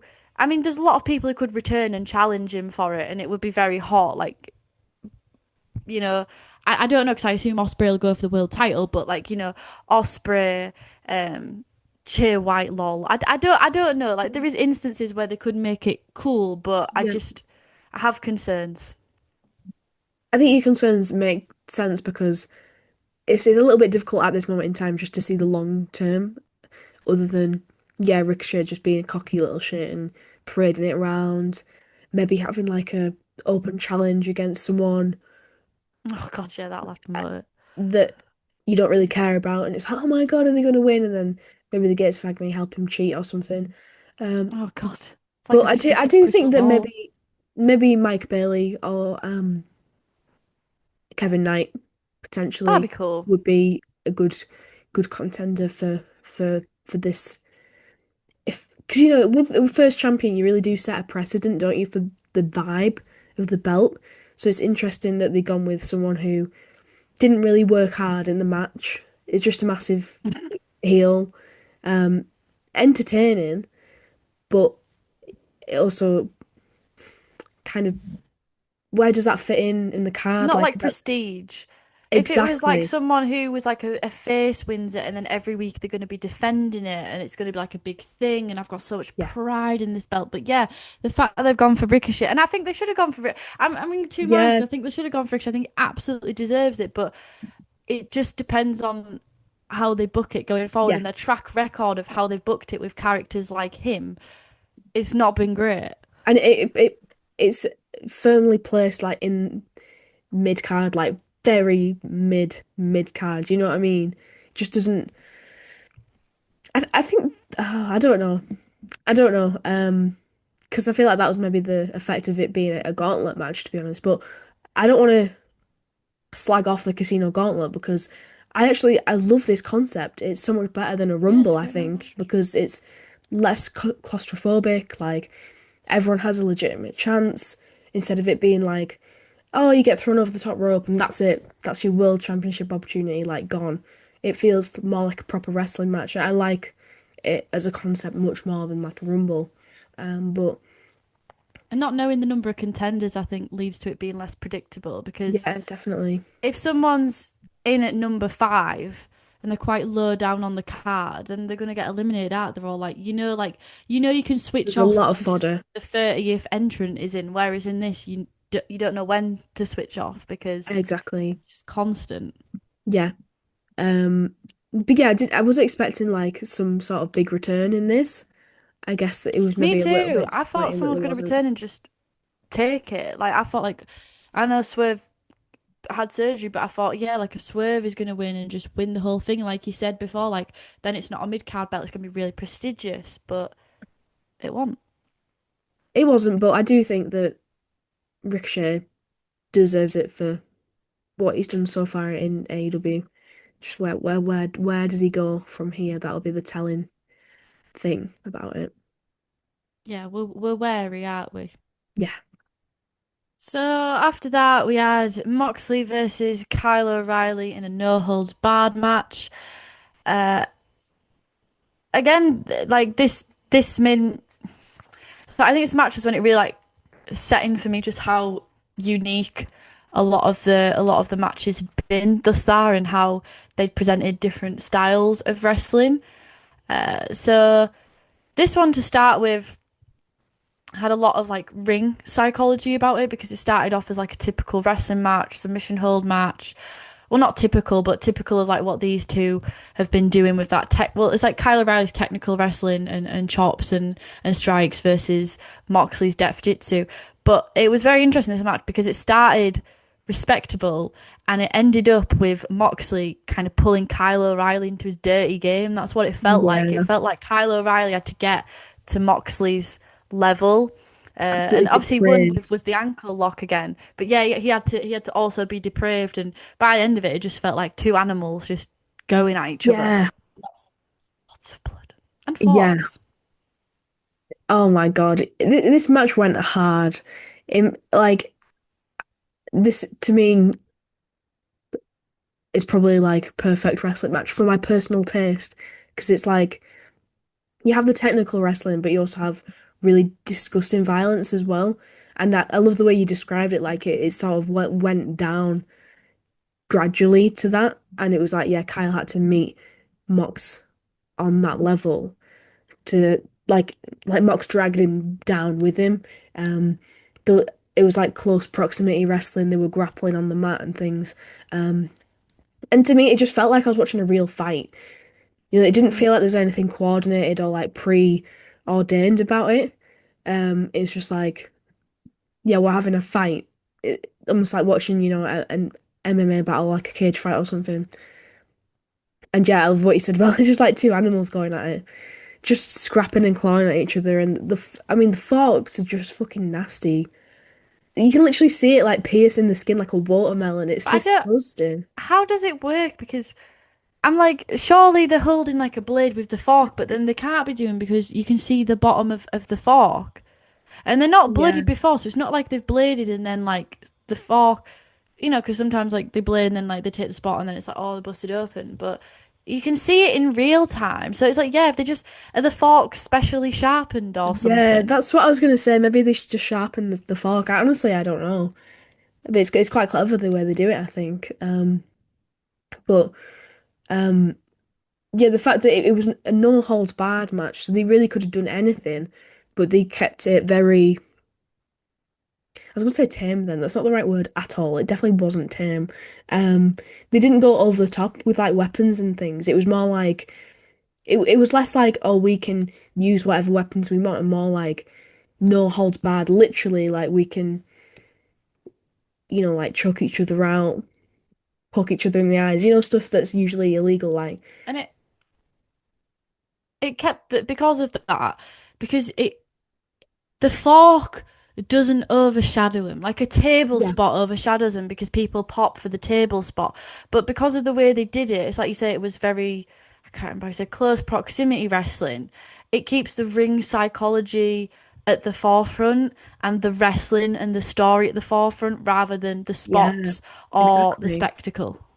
exactly, yeah. And I think with the contrast between this and the match that followed it, which was Kyle Fletcher versus Mark Briscoe, was so stark because of that. And as much as I loved the following match as well, you could just see like, okay, this is one where they put thumbtacks under the ring and that's planned. And there's a table set Mm. up in this certain place for this certain spot, which is not a bad thing at all. I'm not saying that Yeah, it yeah. is, but when you compare it to John Moxley versus Kyle O'Reilly, it just becomes it doesn't take away from the Fletcher and Briscoe match. I think it adds to the other match because it just makes it feel real. I suppose it Well, is it's different flavours, isn't it? We had three, well, exactly. four if you count the main event, which is in a cage, Yeah, very violent matches and all done in very different ways. And before this, I was like, oh, well, and I'm normally not the pearl clutcher. Like before, years back when actually Lucy used to say to me, I don't like blood in wrestling because I think, like, she's used to say when AEW first started, I don't like how much AEW uses blood, especially Cody Rhodes at that time, because you said, I feel like it loses how special it is. And I was yeah. like, no, Lucy, it's just fucking cool. It's just cool. And then, like, before this, when we did the Dynamite review, I was like, I don't know, I just feel like the storylines are weak, and to make up for that, to compensate for that, we're just using violence. And I was like, it's a bit copy paste, and it's just going to get boring. But then this pay-per-view challenged me on that, because yes, there was violence, but throughout the 4 matches that used it, they used it in very unique ways and unique angles. So it never felt like overplayed or like overdone or like you're exhausted from seeing it, because each match did it tastefully and in the way that was best for that match. And so the violence didn't overarch or compensate or make up for a weak match or a weak storyline. It added to it instead, which was very impressive, I thought. 100%. And I feel like there's nuance. I don't want to go too deep into this because this isn't what this episode is about, and we could probably do a whole episode about it. But Blood. between, yeah, exactly. The blood episode. Yeah. Sounds so bad, like out of context. The sicko episode. Yeah. But between like violence and blood, it's like you can blade on purpose and it not be suitable at all. And for whatever reason, there's way too much blood and it's just totally disgusting. And I'm thinking of Dustin Rhodes versus Cody Rhodes. Like that was, I don't know why that sticks in my head. Just too much fucking blood. I hated that. But when I've turned into the type of person I really like extreme spots that make you go, "Ugh, that's disgusting." Oh, that looks like it really hurts. But do I want to see a load of blood for the sake of it and get a sick thrill out of that? No. But if I don't know. It's the emotion behind it, innit? It's like Yeah, you want to feel. It's like when you go to the cinema and you cry at a movie. Like good art should move you, and moving can be like, oh, like that made me really happy, or oh, that made me really sad. And moving can also be like in a horror or gore wave, like oh, that makes me feel uncomfortable and I'm scared and like my heartbeat's kind of racing. Like yeah, that's feeling as well, and that's a powerful emotion to use in wrestling. yeah. My point overall, I think what I'm trying to make is that in this, it felt like real violence where in a real situation, yeah, they would be bleeding that much, and it did sort of make sense. It didn't feel like, oh, he's just stuck a blade in his head and it's happened. It felt like, no, he's fucking stabbed him with a fork and it's happened. And that makes sense. Yeah, the blood was earned, the color was earned, Yeah, as it were. Yeah. I love the ring psychology at the start as well with Mox sort of before we had all the fork escapade. Mox was kind of baiting him, he's got his arms behind his back and he's like, "Come on, hit me, hit me." But it's kind of like the way I kind of read into that was, yeah, he wants to intimidate Kyle O'Reilly, but also it's like an imposter syndrome thing of like a peacock kind of pluming like out their feathers sort of thing, or porcupine like getting his spikes out. It's like, that is oh, so Moxley. Oh my God. Yeah. I'm so tough, but it's like, who is he trying to convince? Kyle O'Reilly or himself? Yeah, Because so obviously true. he's been on like a bit of a losing streak recently. Yeah. So it's funny how like he could have gone into that, and really he should have lost face, because he should be like quite embarrassed. Like he lost to a fucking ankle lock, and I'm not saying that that move is weak, but I'm just saying like John Moxley, he's tapped out. He should be embarrassed, but he came in and like he sort of like reasserted himself, and it's like, I'm not embarrassed, but you should be scared. And I thought, Mhm. like, even though Kyle has his number, I feared for Kyle at the start of the match. I wasn't fearing for Moxley. I wasn't thinking, oh, well, you're fucked. This guy had you done, didn't he? You tapped out to him. I thought, oh, Kyle O'Reilly, like, oh, you're in danger, girl. So isn't that Yeah. interesting that it should not have felt like that, but the ring psychology made you feel like that. It flipped it. I think Moxley's just an expert at doing that and presenting himself in such a way that like he comes across very unhinged and very dangerous that it's like he's gaslighting everyone, including himself. Yeah. So cool. So cool. Um, yeah, just mutilating each other. And yeah, Kyle played his game. He got some fork spots in of himself. And it was the ankle lock that Mox tapped out to. Yeah. So it was like, despite all that, he can't. That's the thing though. He can't beat Mox in a battle of wills or a battle of violence. Yes, he has to go to that level, but when it comes to taking the win, it has to come through like this clean submission. Because if he'd have just played the fort game forever, he would have lost to him. Yep. But and I thought it was really interesting that he lost again to Kyle O'Reilly. And I wonder if that's because they are gonna go down the storyline that I think like you suggested of like this dissension of like Moxley slowly coming undone, and how many times can he convince himself and the audience that he is like this tough guy and like you should be scared of him? Like what's gonna happen when the cracks are gonna show? And that'll be really, really interesting. Oh, see, you were laughing, calling me delusional, and now look, you bought into the agenda as well. That's exactly what I And then expected. Wheeler Yuta will come out and he'll turn against Mox and Claudio will put him out. But I kind of expected that to happen tonight, and it didn't. But regardless, I think what the Death Riders have done, which is just so interesting, is presenting themselves as if like they want to save wrestling. They're all about wrestlers, and saving AEW from these like characters and making it about wrestling again. But when it comes to matches, they keep on getting out wrestled by people, especially Moxley. When it comes down to him getting locked in a submission, he can't win. He keeps on getting out wrestled, and same thing happened to Pac with Darby Allin. So but they present themselves like holier than thou. We know more holds than you, but actually that. They're not the best of the best at wrestling. They're just the most violent, which I just think it's a really cool little detail that yeah they could expose that if they decide to pull the trigger on any sort of um usurping storyline, maybe with Claudio or whatever. But yeah, Mox is just amazing at selling. The way he sells an ankle lock makes me think, fuck, that must really hurt. I love his facial expressions. I love the way that he like hesitates before tapping out, and you can see him calculating like, can I get out of Yeah. this? Can I not get out of this? And then he just gives up. Yes, that exactly that. So the only thing, I'm sorry, I'm being picky. I don't understand. Kyle O'Reilly had this chain, and he used that for the finish for the ankle lock, and I'm like, is that really gonna hurt like more than usual? I don't buy into that at all. That's so stupid. How would that impact the hold? It how does that make a difference? It doesn't. It It doesn't. just Like, looks cool. does it though? Does it even look that cool? I don't know. Whatever. It doesn't matter. Still liked the match. Still liked the ending. I think the thing is with the Death Riders though, like going back to when you were talking about them, like the hypocrisy of they want to save wrestling, but like they're being out wrestled. I think as well it's the point that the Death Riders have achieved everything they're supposed to achieve. So there is really no point to them anymore.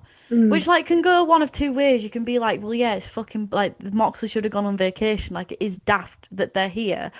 But then like the other thing is the lack of like self-awareness, yeah. and that is an interesting concept. And it's like that concept as well of the Callis family of all these people thinking that they're part of this group and it's doing stuff for their careers and it's really not. Yeah. And that's like if you want to deep it, you might not be rewarded for deeping it because like there Yeah. might not ever be any payoff, but it is a really interesting concept of these people being holding their convictions very tightly, and yet there is zero substance to them. And you can look at that two ways. You can look at it, well, that's bloody stupid then, isn't it? Why are these people fighting for nothing? Or you can look at it like, wow, these characters are so brainwashed. They're so like unfeeling, unemotional, which is really interesting when a lot of the face characters and like AEW in general was built on friendship and Yeah. emotions, and Yeah. a lot of people are highly emotional, like Samoa Joe. Yes, he's a heel, but he's highly emotional. Hangman, emotional. Swerve, that finish, it was emotional. Yeah.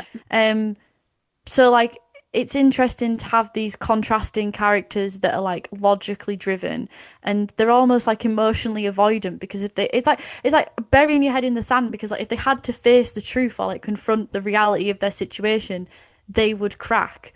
And Yeah. you hope that eventually some of them will, like Mox, because as you've put forward, that would build for really interesting character development and storylines going forward. Yeah, exactly.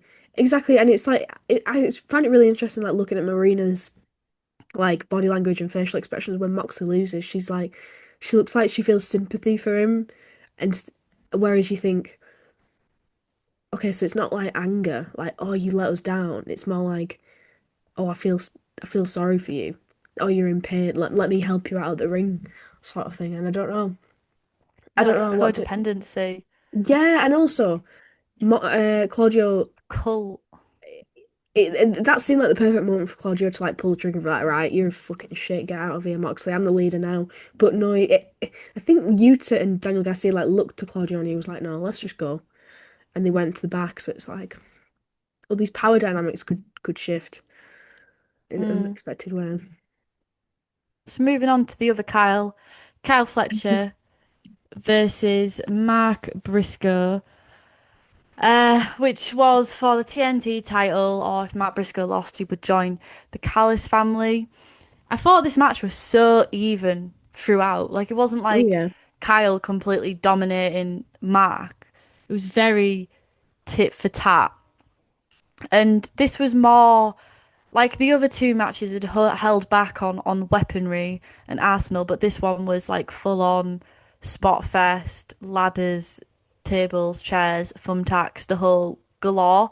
And yeah, because those had been protected earlier on, it did add to the match. And I thought it made sense for the type of match that they're wrestling. Like, yeah, there would be spectacle because like Briscoe's fighting for his family, he's fighting for being part of the conglomeration. Because he had that video package where it explained, like, you know, his brother's passed and he's lost his family, but like he's got a found family now and he wants to protect that, which is really powerful. And then Kyle Fletcher is motivated to by the title and showboating, so it makes a lot of sense because it's not about like rolling around on a mat killing each other like yeah, animals.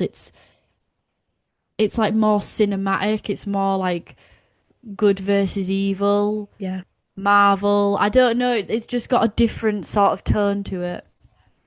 100%. And it was so emotional. Like that video package made it feel super personal and like we had sort of said it's one of the only matches on the card where you do feel like there's huge stakes. And I think they did a really good job at building up to that. Um, and yeah, it was like the amount of weapons and stuff they used just really fit, like you said, like what they were going for. So like Kyle Fletcher being this like a showboating heel, and he wants to prove himself and wants to look the best. So he's going for like, I guess, sort of like so what I'm looking for, like picture moments, like things that look really cool, like the big oh my god, and Mac Briscoe just being Mac Briscoe and wanting to he's a bit unhinged sort of thing. But yeah, I think what you said is right. They were evenly matched. They were both bleeding like really early on, using the ladder a lot in particular at first that crumpled like tinfoil. But yeah. And also interesting I thought as well that wrestlers normally wear like long sleeves if they know there's gonna be thumbtacks in the ring, but Kyle Fletcher didn't. I think that's so on brand for him. Like he is not sacrificing the fit for anything. He don't give a shit. He'll take a thumbtack straight to the ass. So true. Yeah, we had like the brainbuster to Mark on the steel chair, really nasty. Mark, as you said, the step ladder crumpling with the tope and Kyle moving out the way. It was bloody, violent, high stakes. Kyle eating the thumbtacks and then being pinned on them, which I think is so underrated, like being pinned on the thumbtacks. Yeah. Like, yeah, you take the spot, but then to be pinned as well is just extra gnarly. The flipping neck breaker to Kyle onto the series of chairs that they Oh had my God, on the yeah. outside. Mark's froggy bro from the ladder to Kyle through a table. Don's screwdriver being used to Yeah. Mark's face and Kyle licking it, which was a great visual. Uh, Towards the end, Mark climbs up the ropes and he hooks Kyle Fletcher's arms behind his backs and throws him through the table that had barbed wire on it. And then it was a J driller after that for Mark to pick up the victory, which yeah, it was a well fought battle, and I like the fact that it was so split because then it did make you think like who's gonna win. I don't know why, but I still wasn't expecting Kyle Fletcher to lose the belt.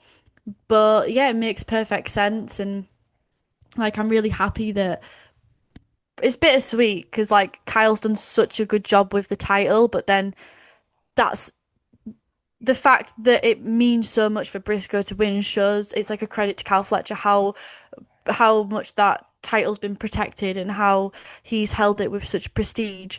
And it feels really nice for Matt Briscoe to get his flowers. And it's also interesting for Kyle Fletcher to lose the belt. Like before, I was like, oh, like what is that going to do to him? But then afterwards, like the fallout and the way he was talking and stuff, I'm like, actually, it is quite interesting. And yeah, it'd be interesting to see what he kind of does next. So I thought it was a great match, great Yeah, finish. yeah, and he'll be in the Continental Classic, so definitely a solid contender for that. But yeah, I mean, I just felt like it was the right moment for Mark Briscoe to win because everything everything that he's been through, like he's sort of, we've said it a lot, been one of those people who's just been a consistent player in AEW, and at one point it did feel like he was the fall guy, just losing every week, taking the pinfall. But I think it's quite poetic that he's been able to build up to a point where he has this championship that, yes, it's a mid card championship, but it feels like such a special moment that he really has earned, and he deserves it both in kayfabe and outside of it as well.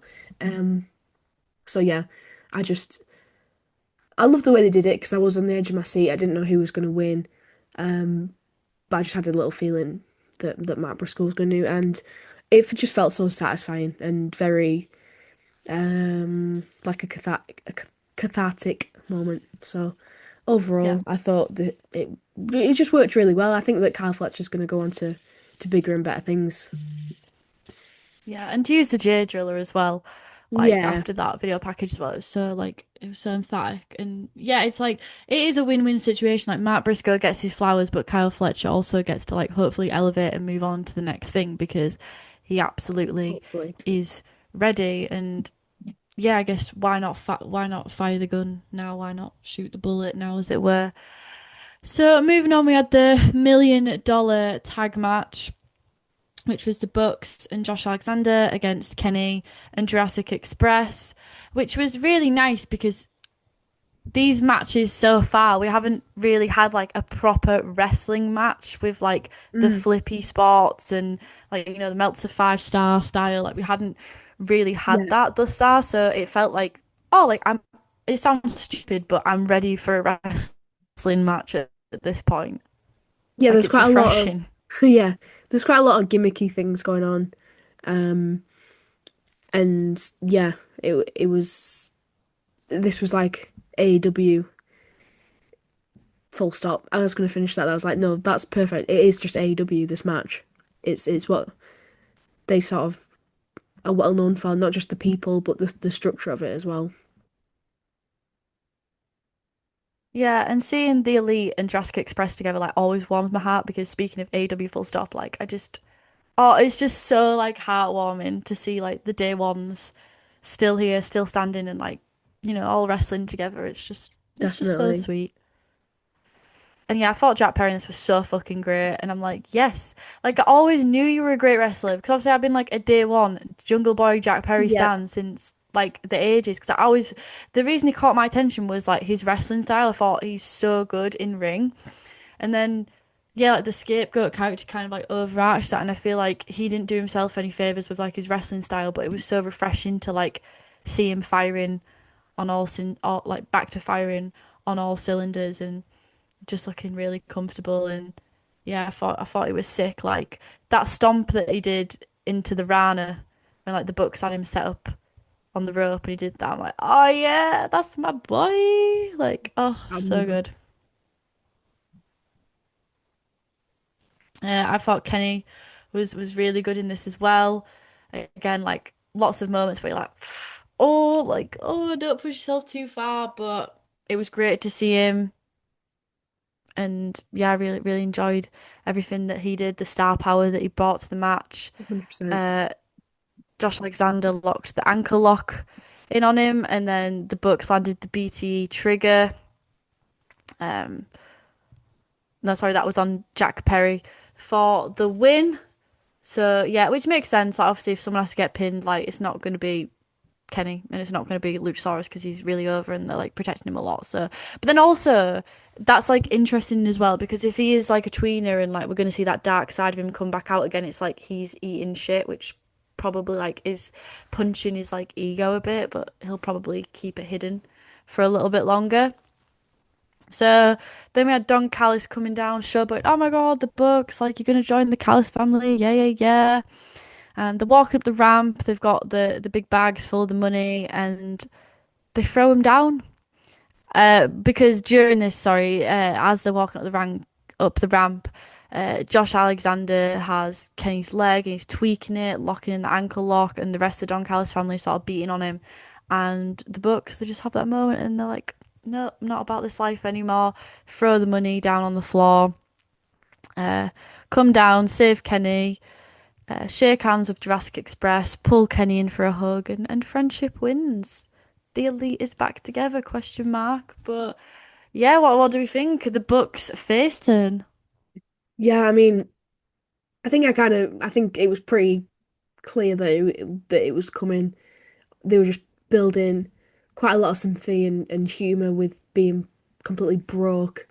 And I think it was interesting though that I thought they were just going to use Don Callis taking the money and then turn face, but it was sort of like, actually, you know what's more valuable than this $1 million? Friendship. And they like threw it on the ground. It was almost like, oh, we're not going to take the Which is money. so elite. That's like Yeah, so like it is that's so on self-indulgent, brand. but like it's endearing. And as well, like if you want a deep wrestling and money, it's funny in it how like all the working class sort of people are like the heroes, but then like you got like Ted DiBiase, $1 million man, MJF, like the people who like like the relation to money to heel is interesting, I think. Yeah, it is. And especially because we talked about this in our episode, is wrestling working class, which go and listen to that if you haven't yet. I think we had a really interesting discussion um, about how, it's often like, oh, eat the rich, the capitalist is the one who we don't like, he's the villain. And one of my friends pointed out to me, well, it's quite funny that, isn't it? Because, Tony Khan's literally a billionaire. And you're just like, oh shit, yeah, you're right. And it's just like, yeah, he can, I don't know. It's the relations with money is just an interesting conversation that we have already had. So, um, yeah, but it's just the fact that the books, I thought they were going to take the money, like have the cake and eat it type of thing, but they didn't. It was almost like, you take the money, we don't want it. We want to do what's right. Get the band back together, share a tender hug with our friend Kenny Getting the Omega's. band back together. Yeah, Yeah, it's it was cute. lovely. It's cute. And a solid match all Uh, around that you'd expect from these wrestlers. Just very fun. A very Young Bucks match, Young Bucks doing Young Bucks things. yeah.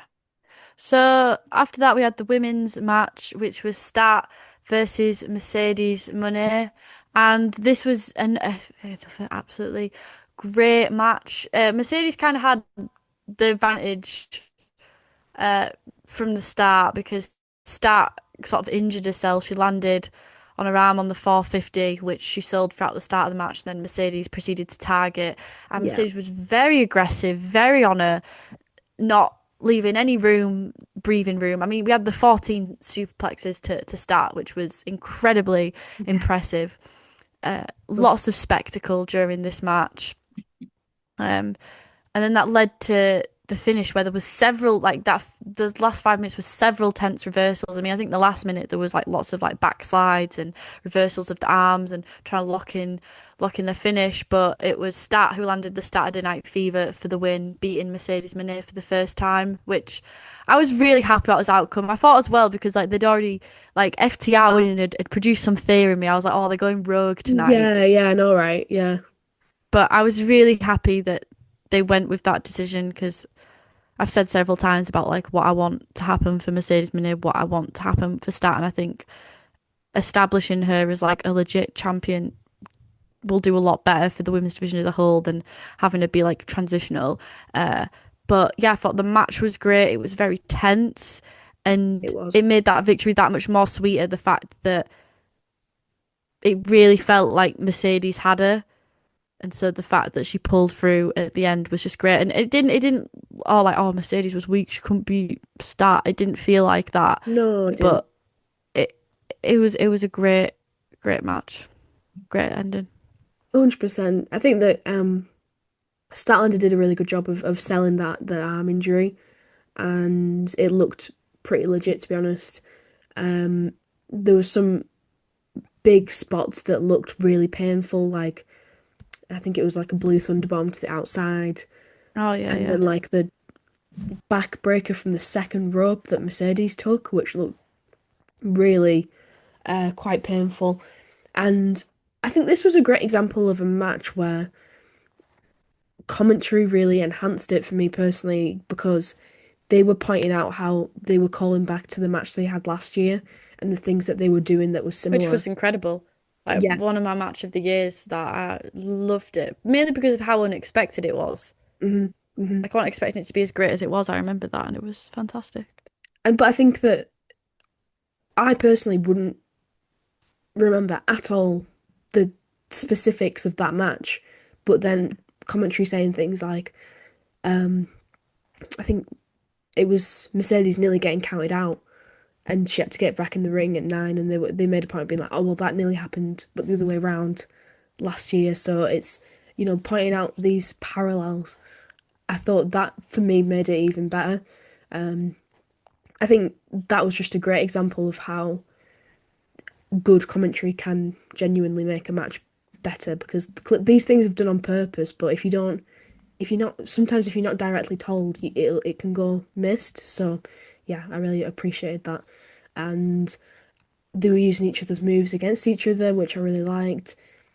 Mercedes escaped the seatbelt as well, which I thought was quite significant, and that made me wonder if she was going to lose. I mean, if she was going to win, sorry. But yeah, it just really good. And I loved like the little facts, like, oh yeah, it's the first time that she's been able to defeat Mercedes Moné, made it feel even bigger, and it's only her second ever loss.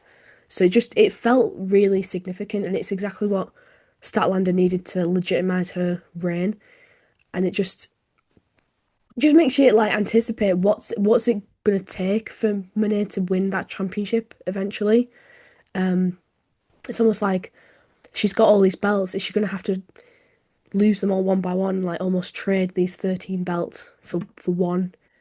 And it adds to the value of the women's championship, which I don't think it takes away the value of the other ones. I just think it makes the women's championship look even stronger. It's just a really nice storyline, to be Because it's honest. hard to book with like a belt collector storyline because yeah, how do you not if someone has 14 titles, how Yeah, what sets apart the AEW women's titles? I think the fact that exactly. Yeah, they're treating it as something that's evading her and that she isn't satisfied because she's got all these other titles, but she's not satisfied because she doesn't have the AEW one. It's a really clever way of going about it to protect the title and to for longevity for her character. So it's not, oh well, she's fucking completed everything.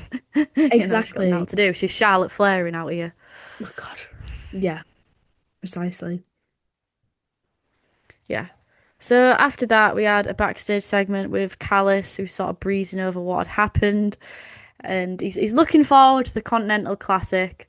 And Takeshita says he will be entering, which was great. And then Kyle comes and he's tweaking out. He's like, "Where were you when I needed you?" But that's fine. I'm fine because I'm going to go on to bigger, better things. I'm going to be in the Continental Classic too. So it's like we're really seeing the cracks in the Callis family. And oh, I mean, as if like the Continental Classic is great every year from like a wrestling standpoint, but like having this weaving thread throughout of like the Callis family and their tensions, and obviously selfishly I'm hoping that we see some of these big matches when they come to London, not London, Manchester, Yeah. because that's gonna be showcasing during that time. So yeah, really exciting stuff. Okay, so now we're gonna get on to the main event, which I did not think was gonna be as eventful as it was, but yeah, that Shit was hit the great. fan. Shit hit the fan is one way to put it, yeah. So, you knew this was going to be violent. I mean, it's a cage match, and we've got a very pissed off Samoa Joe and a very emotional, on guard Hangman. So, yeah, I mean, Joe got colour pretty fast. He was clobbed with Hangman's boot. It was just like a pretty was bound to close proximity in a fucking cage. They used the cage. We had like Joe grating Hangman's face against the cage. There was a lot of aggression, and the cage definitely added to that. I think Yeah, they used it well. It felt like a deserved stip, and definitely. it wasn't just the fact of like, oh, I'm using this cage to hurt you. It was like these two men are like locked in with each Yeah, other. yeah, And even though I didn't think Joe was gonna like win the title, like he did feel like a different beast. And I mean, we saw that at last Dynamite when he was on comms and he lost it and he was getting really emotional and really like aggressive. We saw him already enter that gear emotionally, but this was him like entering this gear physically. So then we have Shibata come out. He's trying to get into the cage. He's trying to get like the title to be used as a weapon. Eddie Kingston comes out and he tries to like defuse the situation. The ref's out because he got crushed against the cage. So we have the first of Hangman trying to pin Joe and having like an 8 count or something daft, but obviously not being able to be counted. Hobbs came out and this was hilarious. He just ripped the chain off, which I've never seen that before. That was fucking brilliant. Love that. We had the buckshot, another count. Again, nothing. Then we had Hook waking up the ref, which again made perfect sense because his partner Kingston's just come out. So yeah, of course he would come to help Hangman. And yeah, he then grabs the title and takes a shot at him, takes off his hoodie to reveal that the ops never lacking. Then we have the Muscle Buster, and Joe wins. And we had this. I loved the visual of Joe just drenched in blood, and he's got this title, and you're like, what the fuck just happened? What the fuck just happened? But yeah, like I don't know. Help me out. Help me try to unpack this because yeah, I'm like in freeze mode. I can't even like. I still can't really process it. Like it makes sense, right? With Hookers, yeah. He never like they never really had it out, him and Joe. They did keep it very cryptic, but it was sort of inferred or implied that Joe wasn't happy that he left. So yeah, I guess it does make sense, but it's just destabilizing for me, I guess. It's not destabilizing that Joe would win the title because he's won the title before. He came in and he was very legit during this match, and it felt deserved that he would win. Like he felt yeah, like a legit contender during the match, not before for me personally, but during the match did. But I think what was jarring was like that the ops are this really formative stable, and right, yeah, that the ops kind of like tipped the scales against Hangman Adam Page. Like, I think that was where it was like, whoa, for me. Like I didn't realize I wasn't familiar with the ops like that. Like yeah, I right, don't know. Like I think as well for like my personal level of investment in the ops and how I found like the Joe heel turn to be a bit jarring for him personally. But then it was like, okay, I've come around to it. I can see Joe's a heel now, but I still was struggling to see like Shibata and Hobbs as that, and then to throw Hook into the mix, and then for him to win the title, especially when like a lot of us were presuming that Joe Hangman was going to be like this transitional feud. And again, it's hard to make your mind up because it's like, well, that's good. Like wrestling should feel shocking, and especially the world title scene, like it gets really robotic. And I remember when Joe won the title last time, it also felt like because he was with MJF, and again, it felt transitional. So it's a great callback, um, and a great part about Joe that he can shake things up like that, and it doesn't feel like so shocking of like, oh well, I could never have seen that coming, but it does still feel quite shocking. But then you think of the lengths that Hangman went to get the title, and it felt yeah, like he was only just getting started. But then I feel like I'm less mad at this as I am about like I'm not even mad about it, but I have different feelings about this versus FTR and Brodito because I don't think this is going to cut off Hangman's momentum. If anything, it just makes him more sympathetic, more like it's really intriguing. And then the swerve stuff that came after, I don't think it's like as harmful of a shock, even though it is for like the men's world title. And I think as well, like with how stale AEW's been recently, I'm not adverse to shaking things up at the top like Hangman as a champion, and I prefer him as a champion over Joe in the respect of what feuds he can offer, him as like the face of a company, his star power sort of thing. So I don't know. I don't because again, this is one of the things where I'm trying to struggle to make a mind up of what I feel, but I don't think I hate it. I don't think I dislike it, but I I don't know. Like it's not what I would have chosen to do in a million years if I was the booker, Hmm. but I'm not totally against it. Like, at least it's something fresh, at least it's something new. Okay, it was shocking. I like that. It's not Joe that I'm going to struggle to buy into. It's like the ops is like a stable. And again, like this whole like, because the ops never felt like a stable. It was like, oh, just Just the Joe and then these guys. two guys. But then, yeah, now we've got like a stable at the top, and that's probably going to lead to like beat downs and shit like that. So I just have a lot of thoughts, and maybe I haven't fully processed it. Mhm. I have positive thoughts against it, and I have negative thoughts against it, I guess. Yeah, I think what you said at the end there sort of summarizes the way my brain went instantly with this. You said like, oh, it's a faction, it's going to lead to beatdowns and things. It just makes me think fucking Death Riders 2.0 type of thing. I know it's completely different, but you know what I mean? It's like Hangman has overcome a faction, massive feel good moment, and I feel the same way as you that it was just sort of it felt like it was only just starting, and then numbers game catches up with him again. Shenanigans happen, and he unjustly loses that championship in a match that was. And I know this is the point. Like I get it, but in a match that was meant to be like no outside interference, like they're in a cage, they're locked in. I feel. I'm trying to look at this objectively, but subjectively, I'm really upset because I love Hangman Adam Page and I fucking love him as champion. But I'm like, is that in my wrestling fan head? Like, if I look at this with like a critical eye of trying to be more objective, because like I've been backstage at wrestling events where the fans fucking hated the outcome and they couldn't understand it and they hated it, but but backstage it's like, well, we've got a plan for this and the payoff's gonna be worth it. Hopefully they'll come back and buy a ticket and realize that it was all worth it. Do you know what I mean? So like try and look at it from that standpoint. I'm like, is this going to be worth it in the long run? But my initial reaction is I fucking hate this because I didn't I wasn't ready for his reign to finish. And I find this very unsatisfying because of what you said about the ops. Like they're not this huge threat, or they weren't until now. And then I'm like, for God's sake, suddenly Shibata's like ruined Hangman Adam Page's world title run.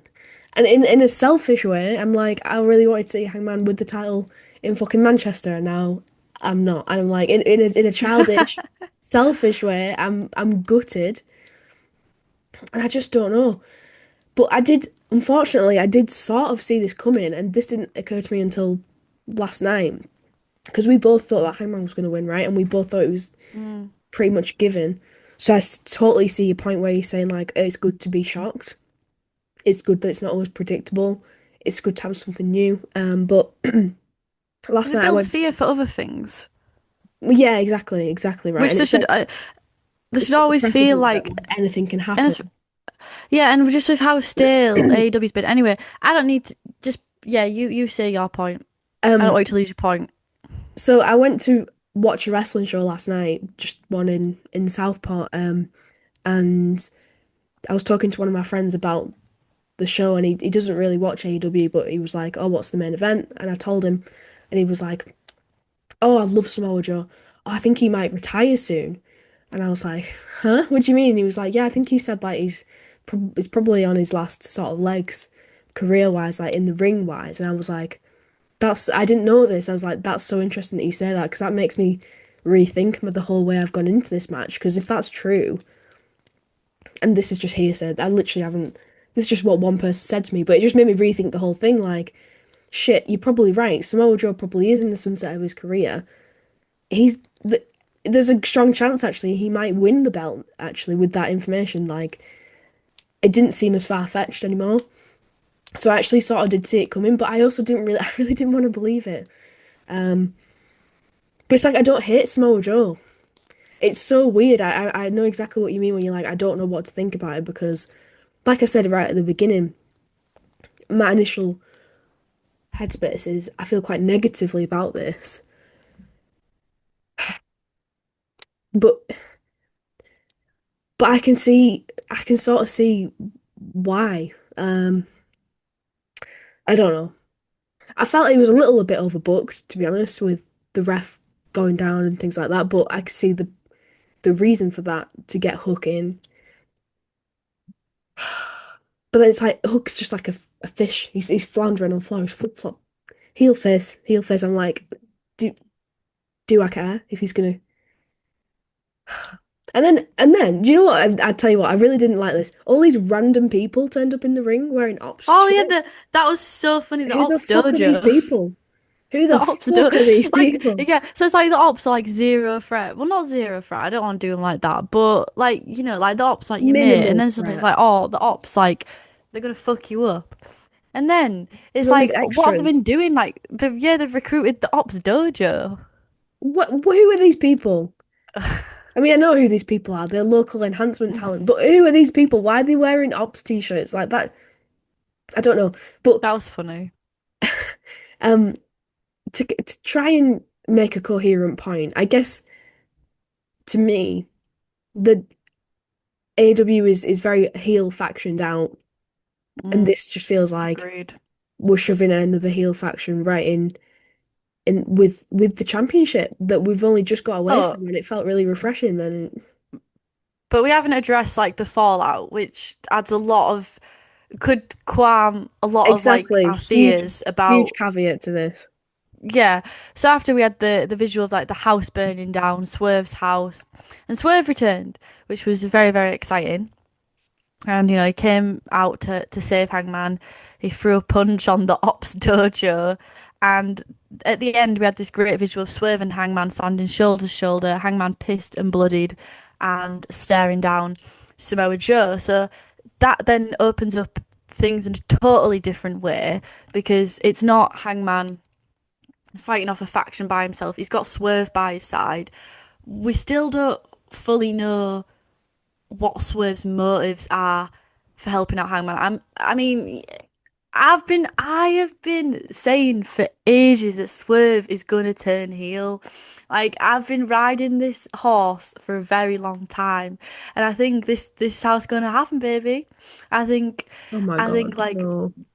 you're gonna think that Swerve's gonna help Hangman to get the title back, but he's not. And I think we're gonna go through a really emotional journey of like Swerve and Hangman helping each other out, and Swerve being like, brother, like you did this to me, you did that to me. We've got a lot of history, but I can tell right from wrong, and I want to put the past behind us, and I'm gonna help you. But I think we're going to Swerve heel here. He came out, he had a new Oh theme, God. baby. It's happening. Oh, it's gonna happen. And it's gonna be fucking glorious. It's gonna be And really yeah, painful. Joe's a monster, but you know what? You need a monster to take on a monster. And we're gonna get sick and sadistic, and he's gonna get Hangman right where Hangman's vulnerable right now. He's lost the thing that means the most to him. He'll take any help he can get. Oh, guys, angst is coming. Angst is coming, Oh my baby. God, that is so sick and twisted. And also, Swerve's the one that beat Joe last time to end his title reign. Oh, it's poetic, guys. Oh my It's God. poetic. You see, this is the thing. This is like good commentary that makes a good match better. It's like analysis that like this makes a angle better because you're like, shit, you're right. That's a great point, and that would be really juicy. And yeah, I would be here for that. So And for me as well, I absolutely. think like Hangman Swerve. I love them both, but if I had to pick who's my guy out of the two of them, I do love Hangman because like being a day one elite stan, like day one, day zero, day minus zero, elite stan, like Hangman. I've loved him even when he was just like an extra in the Bullet Club. I've always found him very endearing. But if I had to pick out the two of them, I do think I maybe just lean towards Swerve just a little bit more. That's And valid. yeah, I just love to see Swerve go heel and just full fucking power, baby, because we've been missing that. We've been missing the grit in his character for so long. I Yeah. need it. I need bloodthirsty, no fucks given Swerve. Yeah. Yeah, Oh, I'm hype. I'm hype for it. I also crave that as well in like a sick and twisted way. I think do think that will be really good. But yeah, like long term, if that's the goal, yeah, let them cook. In the moment, watching this, Imagine, no, Lucy, imagine if the heel turn, it could be worse, it could be shit. Imagine if, like, they're in a match and then, like, Swerve comes out, he takes off his hoodie and he's wearing an Ops t-shirt. that's what I thought was going to happen now. I'm not going to lie. Because he did this thing, didn't he, where he took off his top. I was like, don't you dare. Don't you fucking dare. So yeah, I would be disappointed, but not surprised if that happened. But yeah, That would at the kill end of this me. show, I just felt like I was on crack. It just felt like a crack fic. I mean, Hangman and Swerve were stood there together as a unit. Samoa Joe, I don't even know what he looked like. Blood Pissing blood from his hissing face. out of his face. Every World orifice. champion. There's fucking Ops Dojo people littered all over the ring that have come out of nowhere that Swerve has just beat up, and I'm like, was I supposed to be impressed by that? But whatever. Yeah, that was my impression. I just felt like, okay, this is the crack fic universe that we're in right now, which I guess is sort of a good thing. 'Cause it's like it's the last thing we just didn't see it coming at all. So I guess you could argue, yes, that is a good thing to be left I like it. And short. then you think as well, like MJF and Osprey when they come back because of all the Oh my history God, they've yeah. got with Hangman and Swerve. It's gonna be so interesting. It's gonna be so and it's so much more interesting this than yeah, I like Hangman as champion, but if Swerve and that I would have been like, oh well, I'm gonna go against you, Hangman, and we're gonna have an honourable match, or MJF would be like, I've got beef with you, Hangman, but now it's really interesting to see who's gonna align with who's gonna go where, who's gonna slot in where. And then there's also the Samoa Joe of it all. And you've kind of got that dynamic before of when they were all kind of infighting, and then Mox was champion, like, well, I'm the real threat, and that was very entertaining. So, um, I think Tony Khan is cooking. I think yeah, it's a case of if you were backstage, you would be like, oh shit, this is going far. Like, um, you know what? I'm actually really hyped for it. And before, like, I hadn't worked out my feelings, but You talked it out, you figured it out. I've talked it out, and now I'm like, this is the greatest thing ever. I love it. This is the greatest angle in the history of wrestling. Um, And you know what's just funny? It's only the greatest angle in history of wrestling because I've created this deluded fantasy world of what's going to happen. I'm kind of like denying what's actually happened. It's actually not. It's actually a terrible, terrible thing that's happened. But I'm like, oh, but it could lead to all this cool stuff that hasn't happened. oh, that's And on that's wishful wrestling. thinking, that's on delusion. Hell yeah, I mean, if that's what it's going to take to make us happy, being deluded, fine. That's fine. Um, yeah, I mean, I'm just AEW interested. wedding. Swerve and Hangman. Let's go. Let's have a wedding. Yeah, Let's go fucking full crack fic. yeah. The Samoa Hangman's pregnant and he's mpreg and he's gonna give boy birth. Alpha Omega verse. Yeah, yeah. Um, HC HXC comfort fic. lots of hurt, no comfort. Yeah. So we need to give the show a rating.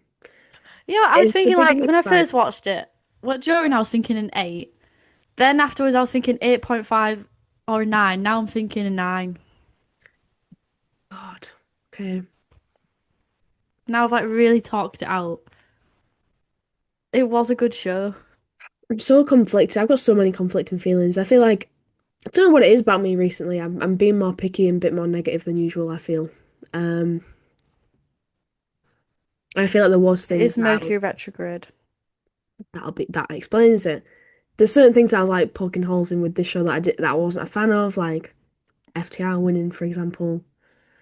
And Yeah, yeah, let's fuck be that. honest, I'm not the biggest Samoa Joe being champion stan right now, but I've got an open mind about it. Tops does. The Ops Dojo. I'm not a member of the Ops Dojo right now. But for me, I want to say For me? 8.5 personally. Yeah, I but don't know. think about all the great wrestling. Like you Yeah, had oh, yeah, you're such right. unique matches. You had Pac and Darby. You had Matt Briscoe having his feel-good moment of winning the title. You had Yeah, Takeshita and Okada. I think the problem is with this pay-per-view is there was so much actually going on. So many it's easy to not pay, forget so about many stuff. storylines, so many matches. Yeah, I mean, fucking hell, that starting thing with like Sky Team versus Don Callis family. Yeah, Like, yeah, you might not be a fan of like Hook, but like it's really clever how they weaved him in at the start and weaved him in at the end. And we got Swerve coming back, standing shoulder to shoulder with Hangman. And for, you know what? Going into this, what our fear was, we didn't want the same shit to continue, true. and that they're not. That they've rejuvenated shit. Very true. There's some good wrestling, and they're not getting a 9.5 or a 10 because yeah, there are issues. I feel like knocking 1 point off is reasonable. Okay. Yeah, you convinced me. You are a convincing speaker. You should be a Thank you. lawyer because yeah, you have I want to start convinced my own me. cult one day, so that's the I think you'd plan. be excellent at that. Yeah, honestly, Don Callis better watch out. That's my future. I think in wrestling, like I'm going to become like a manager. I'm going to be like Don Callis, Fuck the yeah. female version.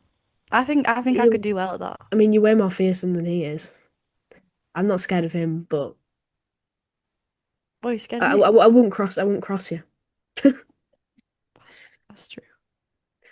But yeah, so for that reason, we've landed on a 9, which is fair. You are right. It's fair. I think knocking like I one think when point you sit off. and process it, you'll agree. But I think you finished it an hour after me, so you've had less process time. Yeah, I guess. And I don't know. I just feel like I was just so on the Hangman Adam Page train, or the Hangman Adam Page But it's going to be better what for the Hangman in fuck. the long term because he's going to get betrayed by Swerve and he's going to be in even more pain in the long It's term. gonna be that's one of your favorite wrestlers is gonna be in pain. Isn't that great? Don't you want him to be hurt? Aren't you here for this angst fic? And this right, yeah, you're right. I But am. maybe but maybe he'll be in pain. But think about who recently reunited the Bucks and Kenny. Oh, oh, we could get an elite reunion for Kenny's fucking retirement run. Fuck yeah. Yeah, I can see that. Definitely see And then we that. could have like the elite just poof, like going through the whole division and like just power friendship and shit. And it's just elite fluff Yeah, from then on. Okay. Yeah. Okay. these are the long term story plans. Yeah, okay. So I either angst or fluff. I get it, yeah. You just have to put it in fan fiction terms and suddenly wrestling makes so much sense. So let us know in the comments if you agree with our rating of a 9 or if you would have gone higher or lower. Lower? What you thought of Full Gear in general, what your favorite match was, etc. Yeah, keen to hear everyone's opinions. If you're new here and you're not already, please do subscribe or give us a follow on Spotify. And don't forget, as always, to leave a like and a 5-star rating. All the things that will help us reach more people, make the algorithm like us. We're so grateful for everyone who engages, leaves a comment. We really do. Um, Even if we don't, maybe sometimes we forget to reply. We do read every single comment, so it is much appreciated, and we do always do our best to reply as well. So let us know, and thank you so much for listening to our ramblings. I'm sorry that probably sound like I'm a chain smoker. I'm not. I'm just germs and shit. So appreciate you for sticking it out. And yeah, we'll be back, hopefully, and all being well, as usual, on Thursday for another Dynamite review. So I'm really excited to see how they're going to follow up from this. So I'll look forward to that. And yeah, thank you for listening. I must bid you adieu, goodbye, you rock!